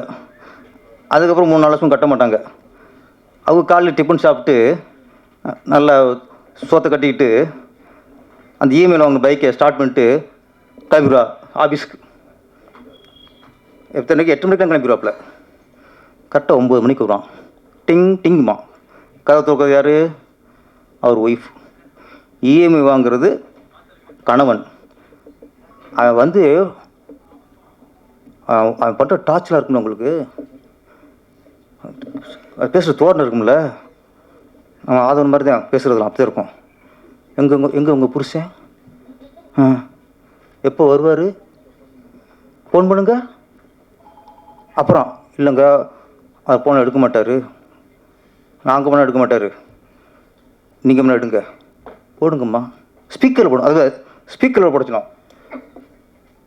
இதை அப்புறம் இப்படி சமாளித்து போயிடுவாங்க. அதுக்கப்புறம் சாயந்தரம் வருவோம் 4 மணி போல். வந்துட்டாரா அவங்க புருஷன் போனவர் நைட்டு 12 மணி வந்தால் கூட அவங்க கலவிட மாட்டாங்க. ஒய்ஃபு லேட்டாக வந்தால் கூட கலவிட மாட்டாங்க. இவர் வந்து கலவிடுவார். இன்னும் வரல உங்கள் புருஷன் ஆமாட்டா. அது ஒரு சரி. மறுநாள் 2 3 நாள் கழிச்சு இவன் வந்து பெல் அடிப்பான். அந்த மாதிரி கதவு திறக்கிறதா வேணாமா, வந்திருக்குது யார், சொந்தக்காரன் வந்திருக்கானா, இல்லை ஒரு கடன் கேட்டேன் அவன் கடன் கொடுக்க வந்திருக்கானா. அப்போ திறக்காம போச்சுன்னா இப்போ டென்ஷனில் வந்து யாருன்னு பார்க்குறங்கிட்டு அதுக்கப்புறம் மொட்டை மொழில் தான் எட்டி பார்ப்பாங்க. அதனால் பைக் அது நிற்கும். அது நிற்பானா திறக்கவே மாட்டாங்க. பயம். 1 நாள் கழிச்சு பார்ப்பாங்க, வெளியவே நிற்பான், கதவு திறக்க முடியாது, பயம். இதில் புருஷன் லோனில் வாங்கி பைக்கை வாங்கி அவன் கிளம்பி போயிட்டான், ஆஃபீஸ் நிம்மதியாக ஒர்க் பண்ணிக்கிட்டு இருப்பான். இங்கே வந்து இஎம்ஐக்கு வசூல் பண்ண வராங்கல்ல, இவங்கள மாட்டிட்டு ஒரு பொம்பளை யோசிச்சு பாருங்க சார், அதை எதிர்கொள்கிறது யார்? லேடிஸ். அப்போது நம்ம இஎம்ஐ வாங்கிட்டு நம்ம பைக்கை ஓட்டிட்டு சர்னு போயிடும். இங்கே பதில் சொல்கிறது, வெளியே வர முடியாமல் நிற்கிறது, அவன் அசிங்கமாக ரொம்ப கேவலமாக கேட்பான். ஒரு ஸ்டேஷனில் போவான்றான், என் புரிச்சு நீ பேச மாட்டியா அப்படின்பான். அந்த பொண்ணு என்ன பண்ண முடியும்? இஎம்ஐ ஆம்பளைங்க வாங்குகிற இஎம்ஐயால் பாதிக்கப்படுறது பெண்களுங்கிறத புரிஞ்சுக்கணும் ஃபஸ்ட்டு. நாளைக்கு நம்ம இல்லைன்னா லேடிஸை டார்ச்சர் பண்ணுவாங்க, அவங்கள அசிங்கமாக பேசுவாங்க, அவமானப்படுத்துவாங்கிறத நம்ம புரிஞ்சுக்கணும். இதில் ஒன்றே தப்பிச்சிட்டாங்க. என்னென்னா நிறைய பேர் என்ன ஆச்சுன்னா 5 மணி 6 மணிக்கு வரான், அவன் 7 மணிக்கு வர்றது இருந்துச்சு, 7 மணிக்கு வந்து வெளி அடிக்கிறது, கதை தட்டுறது. அப்படி இதில் பாதிக்கப்பட்டு கொஞ்சம் இப்போ ஒரு சட்டம் வந்திருக்கு, 6 மணிக்கு மேலே இந்த இஎம்ஐ வசூல் பண்ணவங்களா வீட்டுக்கு போகக்கூடாது, இந்த ஃபோன் பண்ணிலாம் டார்ச்சர் பண்ணக்கூடாது. 6 மணி 6:30க்கெலாம் வந்து இவங்க வந்தாங்கன்னா, கடன் கேட்டு வந்தாங்கன்னா போலீஸுக்கு கம்ப்ளைண்ட் பண்ணலாம். அதனால நிறைய பேர் தப்பிச்சாங்க. கரெக்டாக அவன் ஆஃபீஸுக்கு முடிச்சுட்டு வெளியே டீலாம் சாப்பிட்டு டைம் பார்க்குறது, 7 மணி ஆச்சா அப்படின்ட்டு அதுக்கு வீட்டுக்குள்ள வர்றது. ஆமாம், இது வரைக்கும் இவங்க போனதுலேருந்து இவங்க வர வரைக்கும் சமாளிக்கிறது லேடிஸ். அது குடும்பம். நீ வா 25,000 சம்பளம், நீ லோன் ஆசைப்பட்டு லோன் காரே லோனை வாங்கிவிட்டு மாதம் 20,000 லோன் கட்டுற, மிச்சம் எவ்வளோ இருக்கும்? 5,000. இந்த 5,000த்தில் குடும்பத்தையும் சமாளிக்கணும், இவங்க வாங்கின லோனுக்கு இஎம்ஐ வாங்கி வசூல் பண்ணுவாங்களே இவங்களையும் சமாளிக்கணும். அந்த பொம்பளை என்ன பண்ணும்? இதெல்லாம் என்னென்ன பிரச்சனைகள் இருக்குங்கிறத இந்த இஎம்ஐ படம் சொல்லியிருக்கு. படம் பார்த்துட்டு நம்ம வந்து இதெல்லாம் பொழுதுபோக்க பார்க்கக்கூடாது, இது பொறுப்போடு பார்க்கணும். பொழுதுபோக்க பார்க்குற படம் வேறு, ஒரு பொறுப்போடு பார்க்க படம் வேறு. இந்த இஎம்ஐ வந்து நம்ம பொறுப்போடு பார்க்கக்கூடிய படம்.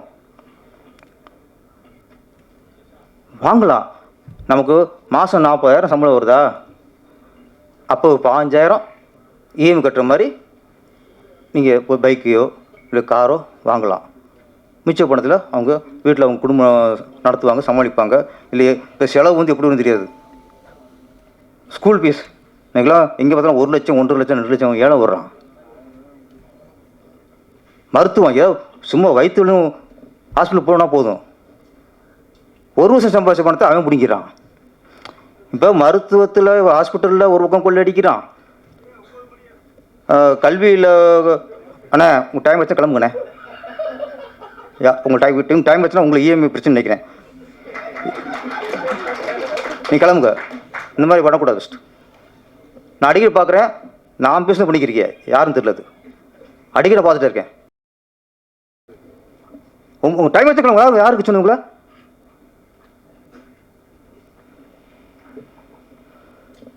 கொஞ்சம் இல்லை இது நான் ரெகுலர் பார்த்துருக்கேன், அது எனக்கு கோவம் வருது.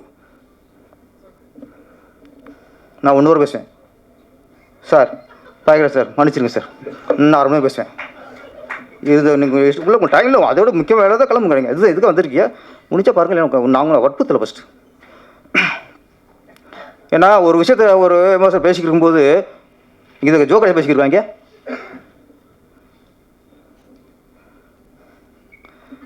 அப்போது 40,000 50,000 சம்பாதிக்கும் போது நம்ம 20,000 இஎம்ஐ கட்டணும், பிரச்சனை இல்லை. எப்படி சமாளிச்சலாம்? ஒரு பக்கம் ஹாஸ்பிட்டலில் கொள்ளடிக்கிறான், ஒரு பக்கம் ஸ்கூலில் கொள்ளடிக்கிறாங்க, எப்படி வாழ்கிறது? இதில் இஎம்ஐ கட்டிட்டு இதுலேயும் வாழ்க்கையை இழந்துக்கூடாது. இந்த என்னன்னா டோட்டலாக வாழ மாட்டோம், வாழ்கிறதுக்கா போராடிக்கிட்டே வாழ்ந்து செத்துருவோம். சம்பாதிக்கிற வாழ்கிறதுக்கா போராடுறதுக்கா? வாழ்கிறதுக்கு. அப்போ சம்பாதிச்சு வாழணும்னா, சந்தோஷமான நிம்மதியாக வாழணும்னா நம்ம இஎம்ஐலேருந்து கொஞ்சம் தப்பிக்கணும். அந்த விஷயத்தை தான் இப்போ இன்றைக்கி உள்ள காலகட்டத்துக்கு இன்றைக்கி என்ன பிரச்சனை? இன்றைக்கி என்ன ரெண்டு போதை, ஒன்று டாஸ்மாகில் சரக்கு அடிச்சுட்டு அந்த போதை, இன்னொன்று இஎம்ஐயில் பணம் வாங்கிட்டு சந்தோஷம் வாங்குற இந்த போதை, இந்த ரெண்டு போதையுமே ஒழியணும். நன்றி, வணக்கம். சார் சொன்ன மாதிரி நான் இந்த இஎம்ஐ கான்செப்ட் ஏன் செலக்ட் பண்ணேன்னா, ஒரு 2-3 ஸ்கிரிப்ட் திங்க் பண்ணோம். சரி இது பண்ணலாமான்னு திங்க் பண்ணிகிட்டு இருக்கும்போது நான் ஒரு இடத்துல உட்காந்துட்டு இருந்தேன். அந்த இடத்துல என் பக்கம் உட்காந்துட்டு ஒரு கால் வந்துகிட்டே இருந்தது. அவரும் சைலண்டில் போடுறது, அவர் ரியாக்ஷனே வேறு மாதிரி இருந்தது. ஏன் சார் பேசுங்க, ஏன் அந்த மாதிரி ஏன் அட்டன் பண்ணல அப்படின்னு கேட்டால், இல்லை சார் வேணாம் சார் அப்படின்னாரு. அதான் ஏன் அப்படின்னு கேட்டால், அவன் இஎம்ஐ லோன், கார் லோன்காரன் அவனுக்கு கால் பண்ணிட்டே இருக்காப்புல.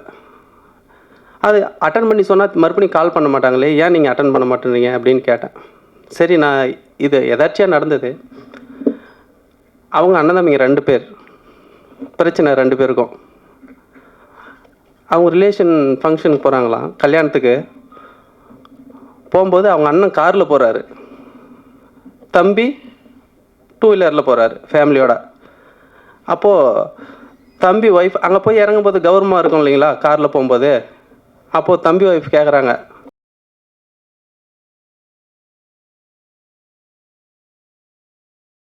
இங்கே வரமாட்டேன் அப்படின்னு சொல்லி.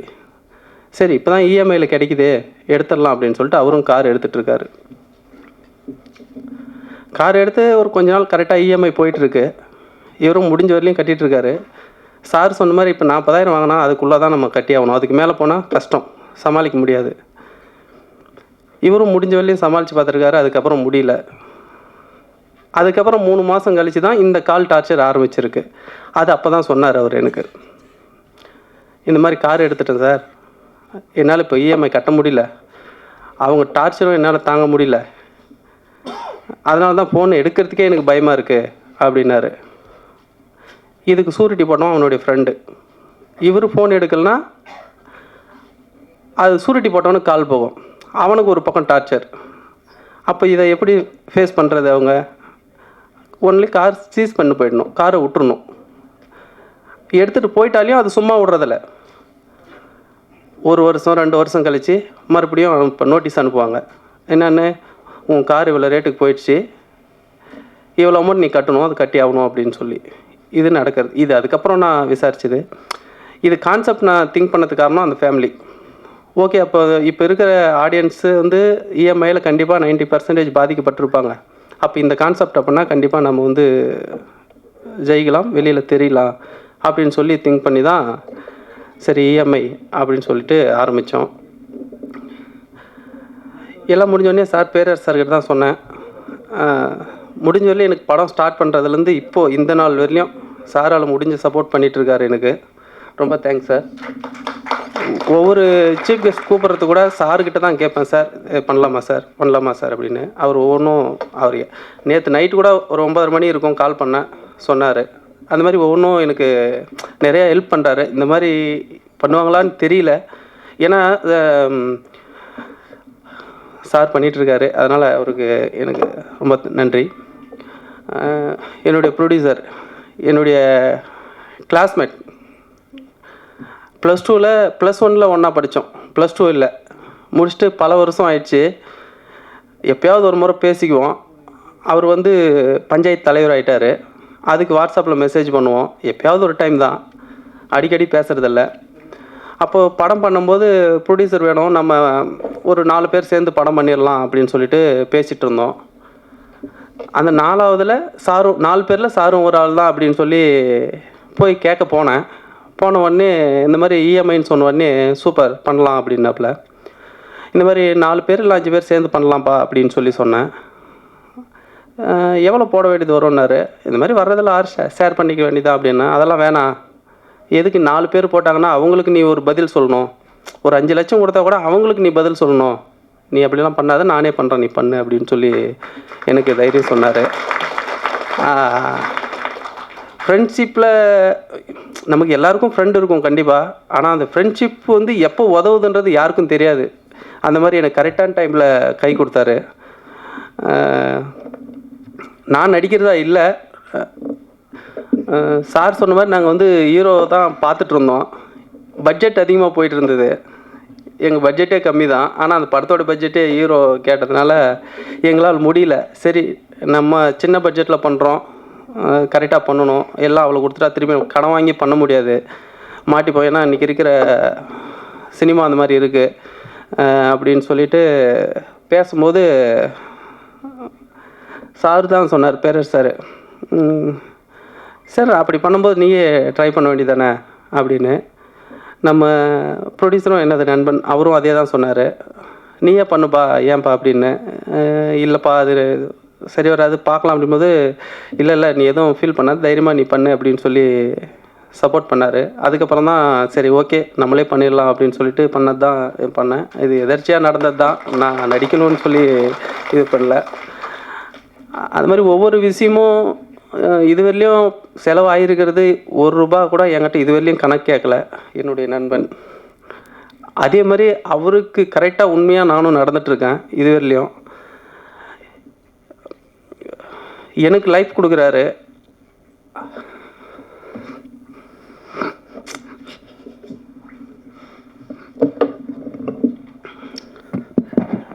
கண்டிப்பாக இது ஒரு சக்ஸஸ் அவர் கொடுத்துடணும்.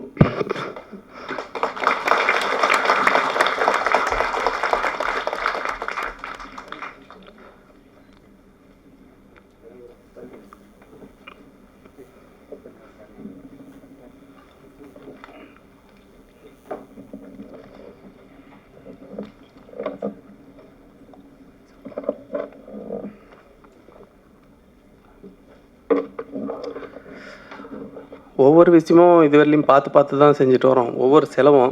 ஏன்னா அவருக்கு ரொம்ப இழுத்து விட்றக்கூடாதுன்னு சொல்லி. கண்டிப்பாக அந்த படத்தில் நார்மலாக பேங்க்கை பற்றி சொல்லியிருப்பாங்க, நாங்கள் வந்து காரு பைக்கு ஃபோன் வாங்குறத பற்றி தான் சொல்லியிருப்போம். ஜென்ரல் எல்லாருமே இப்போ ஒரு ஃபோன் ₹20,000 வாங்குறோன்னா கூட அது கண்டிப்பாக இஎம்ஐயில் தான் வாங்குவோம். ஏன் நானே என் ஃபோன் ஃபால்ட் ஆகிடுச்சு ஒரு 15 நாளைக்கு முன்னாடி. போயிட்டு ஒரு ஃபோன் எடுக்கலான்னு போனேன். ஃபோன் ரேட் சொன்னான், சார் இஎம்ஐயில் எடுத்துக்கோங்க, உங்களுக்கு டாக்குமெண்ட் சார்ஜ் மட்டும் தான் வரும். நான் எடுத்துகிட்டு போனேன், ஒரு 20,000 எடுத்துகிட்டு போனேன். ஆனால் அவன் கட்ட விடல. என்னை வந்து நீங்கள் எந்த அமௌண்ட்டும் கட்ட வேணாம், டாக்குமெண்ட் சார்ஜ் மட்டும் ₹1,800 கட்டுங்க, ஃபோன் எடுத்துகிட்டு போங்க அப்படின்னா. சரி அப்போ நமக்கு அந்த பணம் தான் பெருசு, விட்றா மாதம் கட்டிக்கலாம், இது என்னடான்ட்டு நமக்கு அப்போதைக்கு பணம் வேணும், அப்புறம் பார்த்துக்கலான்னு சொல்லிட்டு வாங்கிட்டு வந்துட்டேன். இதுவும் நடந்தது தான் 15 நாளைக்கு முன்னாடி. இந்த மாதிரி கண்டிப்பாக பெரும்பாலும் அனுபவிச்சிருப்பாங்க. அதே மாதிரி ஒரு டியூ கட்டலனாலையும் அவங்க கால் பண்ணி இன்றைக்கி டியூ டேட்டு, இல்லைன்னா இன்றைக்கி கட்டி ஆகணும், இந்த மாதம் கட்டலாம், வீட்டான வர அனுபவிக்காதவங்க யாரும் இருக்க மாட்டாங்க. கண்டிப்பாக ஒரு நாள் ஒரு ஃபோன் காலாவது கண்டிப்பாக வந்திருக்கும். ஒரு அந்த மாதிரி தான் நாங்கள் கரெக்டாக அதை பேஸ் பண்ணி தான் பண்ணியிருக்கோம். கண்டிப்பாக அது எல்லாருக்கும் பிடிக்கும். நாங்கள் இஎம்ஐ எடுங்க எடுக்காதீங்கன்றதெல்லாம் நாங்கள் சொல்ல வரல, எடுத்துகிட்டு அவன் எப்படி அதை அனுபவிக்கிறான்றதான் சொல்ல வரோம். அதே மாதிரி நம்ம இப்போது இன்னுயிர் காப்போம்னு ஒரு திட்டம் இருக்குது. அதில் வந்து என்ஹெச்சில் ஆக்சிடெண்ட் ஆனால் 48 மணி நேரம் ட்ரீட்மெண்ட்டுக்கு 1 லட்சம் வரையிலையும் கிளைம் பண்ணிக்கலாம். அது நம்ம தமிழ்நாடு கவர்மெண்ட்டோடைய அறிவிச்சிருக்கு. பெரும்பாலும் யாருக்கும் தெரியாது அந்த ஸ்கீமு. சரி ஓகே எதனா ஒரு மெசேஜ் சொல்லணும், நம்ம இதை பேஸ் பண்ணி இதை கனெக்டிங்காக ஏதாவது ஒன்று சொல்லணும் அப்படின்னு சொல்லிட்டு நாங்கள் அதை சொல்லியிருக்கோம். கண்டிப்பாக இது ஆடியன்ஸ் பார்த்தாங்கன்னா இந்த படத்து மூலிமா ஒரு 100 பேரோ 200 பேரோ அதில் வந்து பயனடைஞ்சால் எங்களுக்கு உண்மையாக ஒரு சந்தோஷம்தான். இது ஆல்ரெடி ப்ரொடியூசரும் சொன்னார், நான் அவர்கிட்ட ஸ்கிரிப்ட் சொல்லும்போது சொன்னார், பண்ணலாம்ப்பா, இதனால் மக்களுக்கு ஒன்று போய் சேருதுன்னா கண்டிப்பாக பண்ணலாம் அப்படின்னு சொல்லி சொன்னார். கண்டிப்பாக அது ஒரு மெசேஜாக இருக்கும். எல்லோரும் பார்க்குற மாதிரி தான் கண்டிப்பாக படம் இருக்குது. சப்போர்ட் பண்ண டெக்னீஷியன் எல்லாருக்குமே, பாண்டி, ஆதவன், சுரேஷ் மாஸ்டர், அவர் சார் சொன்ன மாதிரி ஒரு 2 நாள் ரிஹர்சல் போனேன். எனக்கு இதான் வேணும் அப்படின்ட்டேன்னா ரொம்ப கஷ்டப்பட்டோம். இருந்தாலும் மாற்றலாம், மூமெண்ட் மாற்றலான்னு இல்லை, வேணாம் மாஸ்டர் இதே இருக்கட்டும் அப்படின்னு சொல்லி. ஏன்னா ஒவ்வொன்றும் பார்த்து தான் செஞ்சுருக்கோம். கண்டிப்பாக சப்போர்ட் பண்ணுங்கள். ட்ரைலர்லேயே தெரிஞ்சிருக்கோம். கண்டிப்பாக ரிலீஸ்க்கு முன்னாடி ப்ரெஸ்ஸும் அரேஞ்ச் பண்ணுறோம், பாருங்கள். கண்டிப்பாக உங்களுக்கு பிடிக்கும், சப்போர்ட் பண்ணுங்கள். இந்த இஎம்ஐ டைட்டில் சில நேரங்களில் டைட்டில் வச்சோம்னா முதல்ல புரியாது என்னென்னு. படம் பார்த்ததுக்கப்புறம் தான் ஓ இதுக்கு தான் இந்த டைட்டில் அப்படின்னு சொல்லி சிங்க் பண்ணி புரிஞ்சிக்க முடியும். சில நேரங்களில் படம் பார்த்ததுக்கப்புறம் சில டைட்டில் புரியாது, எதுக்கு இந்த டைட்டிலுக்கு இந்த படத்துக்கு என்னையா சம்மந்தம் அப்படிங்கிற மாதிரி இருக்கும் சில டைட்டில்கள். ஆனால் இதில் இவர் வச்ச டைட்டிலில் வந்து கதை, திரைக்கதை, வசனம் என்ன இதுங்கிறது எல்லாமே அந்த இஎம்ஐங்கிறதுல எல்லாமே வந்துருச்சு. யாரும் புதுசாக அதை பற்றி ஒருத்தருக்கு சொல்லணுங்கிற அவசியமே இல்லை. அந்தளவுக்கு அந்த டைட்டிலே எல்லா விவரமும் கொடுத்துட்டாரு. ஸோ இந்த ப்ரொடியூசர் நான் ரொம்ப நாளைக்கு அப்புறம் இந்த மல்லையன் அப்படிங்கிறத பேர் கேள்விப்படுறேன். என்னென்னா 50 வருஷத்துக்கு முன்னால் எங்கள் ஊரில் கோதாப்பட்டி வச்சுருந்தார் ஒரு மாஸ்டர், மலையன் மாஸ்டர்னு சொல்லி. அவர்கிட்ட வந்து பழகிறதுக்காக போன எங்கள் வீட்டில் தடி எடுத்துகிட்டு வந்துட்டாங்க. இதெல்லாம் நீ செய்கிற வேலையாடா அப்படிங்கிற மாதிரி சொல்லி. ஸோ அந்த பேர் இன்றைக்கி வந்து அவருக்கு வந்து முதல்ல நன்றி தெரிவிச்சுக்கணும். என்ன அப்படின்னா, ஒரு டைரக்ட் பண்ணுற வரையே ஹீரோவாக நடிக்கிறதுக்கு முதல்ல அக்செப்ட் பண்ணி அவருக்கு அந்த வாய்ப்பு கொடுத்ததுக்கு அவருக்கு, ஏன்னா அவர் அந்த நன்றியை வந்து எப்படி தெரிவிக்கிறதுன்னு தெரியல, அவர் கண்ணு கலங்கிடுச்சு. ஸோ அந்தளவுக்கு அவருக்கு நன்றி. அதே மாதிரி ஒருத்தர் அழகாக சொன்னாங்க, அரவிந்த் ராஜ் தான் சொன்னான்னு நினைக்கிறேன், இஎம்ஐ யாருக்கும் வைக்கல நினைக்கிறேன் ப்ரொடியூசர். அந்த அளவுக்கு டெக்னீஷியனுக்கு எல்லாத்தையும் வந்து அரவணைப்போட எல்லாத்தையும் செட்டில் பண்ணி இது பண்ணியிருக்காரு. அதுக்காகவும் இவர் இவ்வளோ சிரமப்பட்டதை டிஸ்ட்ரிபியூட் பண்ணுறவரும் இங்கே வந்திருக்காரு இல்லை, அவருக்கும் என்னுடைய மனமார்ந்த நன்றியும் தெரிவிச்சுக்கிறேன். இந்த பொண்ணை பற்றி தெரிஞ்சுக்கன்னா ஆத்தங்கரைக்கு போய், இல்லைன்னா கிணத்து மேட்டில் குளத்து மேட்டில் போய் பாரு, பொண்ணை பற்றி தெரியும் அப்படிம்பாங்க. அந்த மாதிரி வந்து சினிமாவில் வந்து யாராவது புதுசாக டைரக்ட் பண்ண வர்றாங்க அப்படின்னு சொன்னோம்னா, அவங்க எங்கடா வேலை பார்த்தாங்க அப்படிங்கிற மாதிரி சொல்லி அவங்கள வச்சு தான் இவங்க எப்படி என்னங்கிறதுலாம் தெரிஞ்சுக்க முடியும்னு சொல்லுவாங்க. அந்த மாதிரி சதாசிவம் சின்னராஜ் அவர்கள் வந்து எங்கே வேலை பார்த்தாரு என்ன அப்படின்னு சொல்லி விசாரிக்கும்போது, அப்புறம் முதல்ல அவர் வந்து திருமலைக்கிட்ட வேலை பார்த்தாரு. அதுக்கப்புறம் கடைசியில் வந்து பேரரசுக்கிட்ட வந்து வேலை பார்த்தாரு அப்படின்னு சொல்லி சொன்னாங்க. ஸோ முதல்ல வந்து இந்த படத்தினுடைய இசை வெளியீட்டு விழா அப்படிங்கிறதுனால வந்து இந்த பிச்சை கோடீஸ்வரர் ஆகணும். அவர் அந்த அளவுக்கு பாட்டு போட்டிருக்காரு, நல்லா மெலடியும் நல்லா போட்டிருக்காரு. அதே மாதிரி அவருடைய அஸ்கு பிஸ்குன்னு சொல்லி ரிஸ்க் எனக்கு ரஸ்க்கு அந்த பாட்டு, அதையும் 6/8 பாட்டும் ரொம்ப நல்லா போட்டிருக்காரு. அதனால் சாங்ஸை பொறுத்த வரைக்கும் சோட போகாத அளவுக்கு பண்ணியிருக்காரு. மற்ற டெக்னீஷியன் எல்லாருமே ரொம்ப சிறப்பாக வந்து இதில் பணியாற்றிருக்காங்க. எல்லாத்துக்கும் என்னுடைய வாழ்த்துக்களை வந்து முதல்ல தெரிவிச்சுக்கிறேன். பேரரசு அவர்கள் வந்து நிறையா விஷயங்கள் என்னை பற்றி என் படங்களை பார்த்து அதெல்லாம் பார்த்து பண்ணுவேன் அப்படின்னு சொல்லி அப்பப்போ மனைவி இவங்கெல்லாம் வந்து சொல்லுவாங்க. ஸோ அவர் வந்து படங்களில் வந்து அவர் எங்கடா வேலை பார்த்தாரு அப்படின்னு சொல்லி பார்த்தோம்னா, அவர் பார்த்ததுக்கும் அவர் பண்ண படங்களுக்கும் பார்த்தோம்னா அது ரொம்ப வித்தியாசமாக தான் இருக்கும். ஏன்னா ராமநாராயண் சார்கிட்ட ஒர்க் பண்ணியிருக்காரு.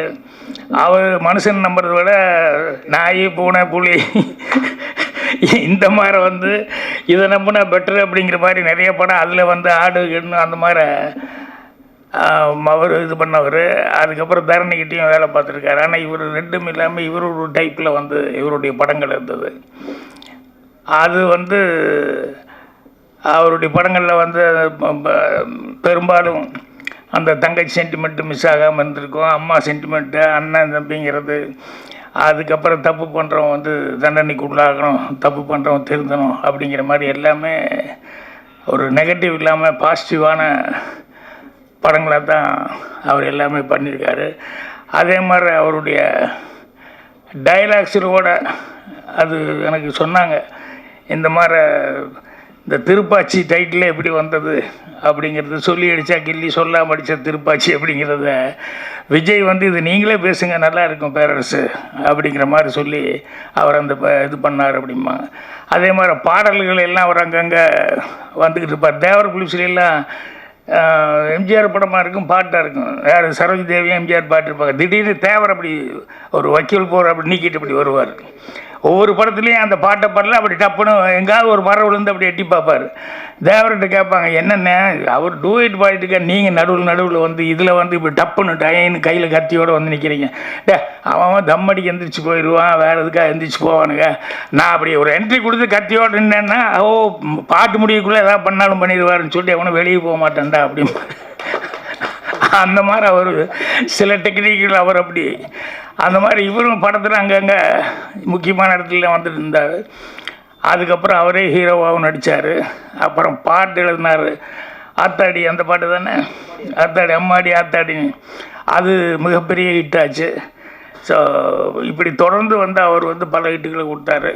அவர்கிட்ட இருந்து வந்தவர் இவர் வந்து அவர் எப்படி கொஞ்சம் டிஃப்ரெண்ட்டோ அந்த மாதிரி வந்து சதாசிவம் வந்து கண்டிப்பாக டிஃப்ரெண்ட்டாக தான் இருக்கார். என்ன காரணம் அப்படின்னு சொன்னோம்னா, இந்த ஹீரோக்களையெல்லாம் நம்பாமல் அவர் வந்து ரொம்ப நேச்சுரலாக இன்றைக்கி லைஃப்பில் என்ன இருக்குதோ அதை கதைக்களமாக எடுத்துக்கலான்னு சொல்லிட்டு அந்த இஎம்ஐ அப்படிங்கிறத செலக்ட் பண்ணது இருக்க, அதுலேயே அவருடைய யதார்த்தம் என்னங்கிறது எனக்கு ரொம்ப புரிஞ்சிருக்கு. என்னென்னா, நான் கூட முதல்ல சினிமாவுக்கு வந்த புதுசில் வரும்போது கதை ஒன்று திங்க் பண்ணி நல்லதாக கதையை திங்க்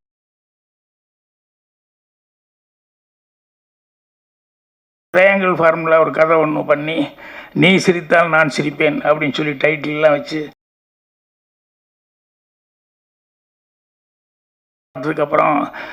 அப்புறம் தான் தெரிஞ்சது அது ரொம்ப குப்பை கதை அப்படிங்கிற மாதிரி.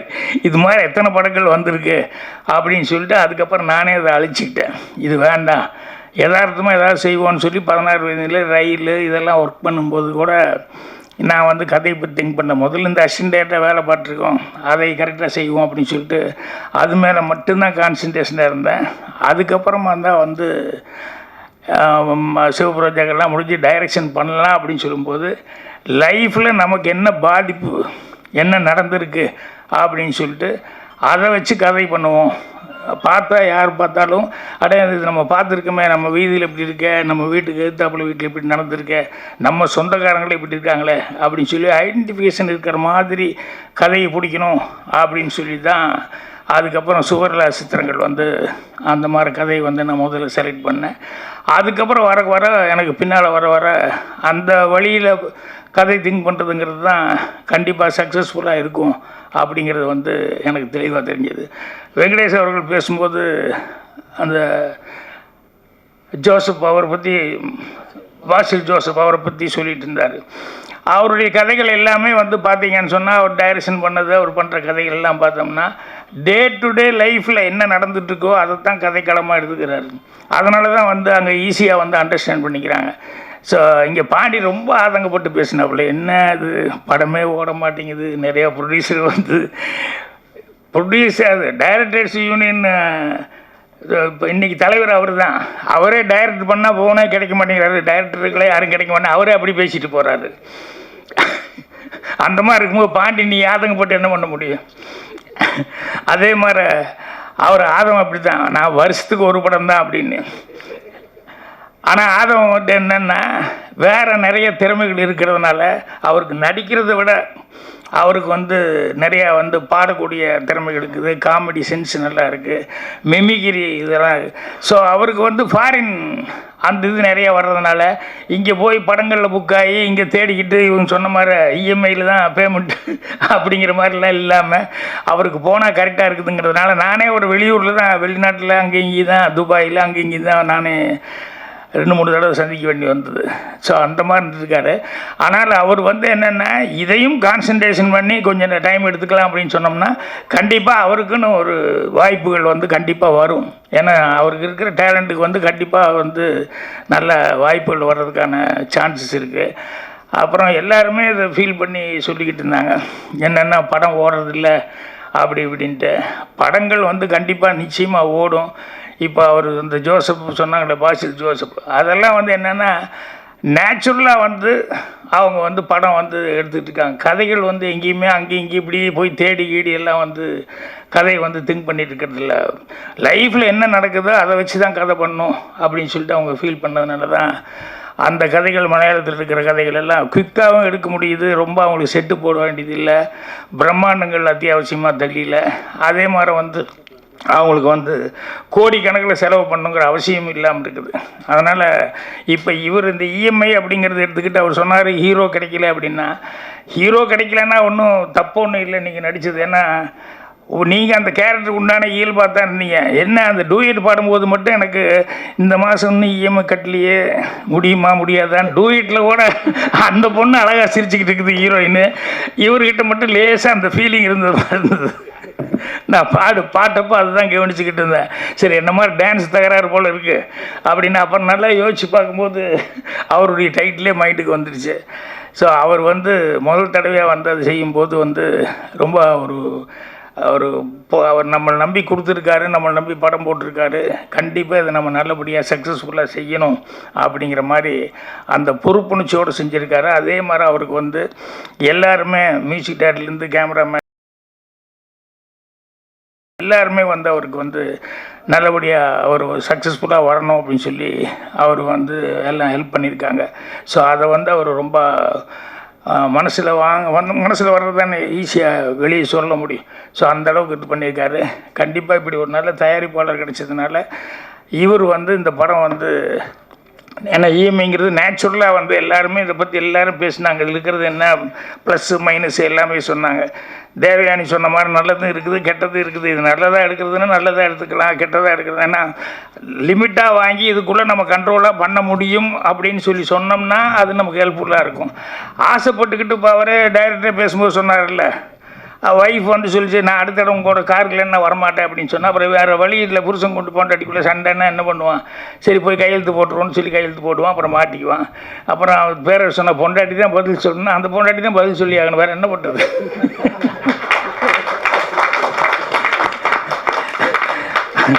அதனால் ஆபத்தும் பெண்ணாலே அழிவதும் பெண்ணாலே இப்படியெல்லாம் இந்த காலத்துன்னு தான் சொல்லி வச்சுருக்காங்க.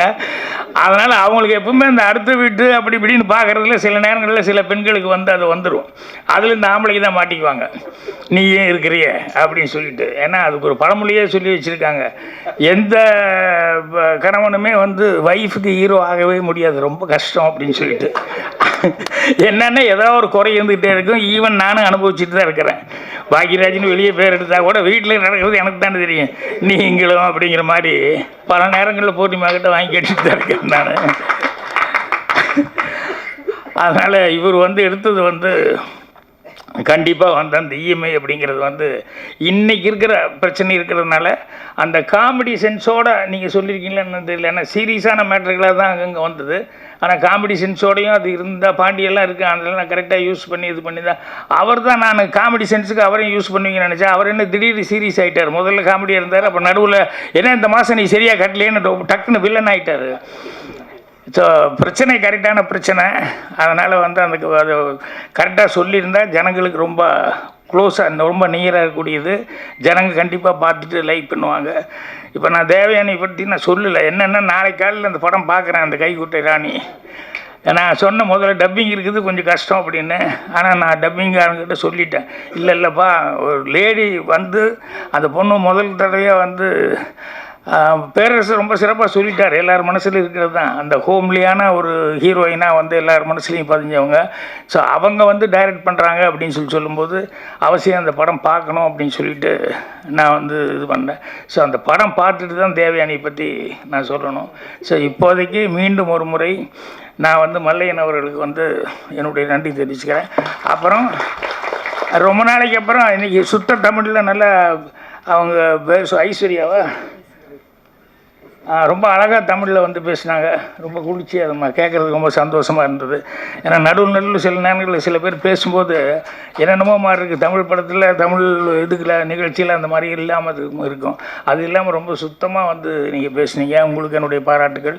எவ்வளோ நேரம் பொறுமை காட்டுறதுக்கு உங்களுக்கு எல்லாத்த விட ரொம்ப சந்தோஷமாக நன்றி நான் தெரிவிச்சுக்கிறேன். நன்றி, வணக்கம். நடுவில் கொஞ்சம் பேர் எல்லாம் கோவப்பட்டாங்க. சரி பரவாயில்ல, இந்த ஃபங்க்ஷனில் கோபம் சோகம் தாகம் எல்லாமே இருக்க தான் செய்யும் அப்படின்னு சொல்லிட்டு பேரரசும் கொஞ்சம் டென்ஷன் ஆகிட்டாப்புல. ஏன்னா பேச இப்படி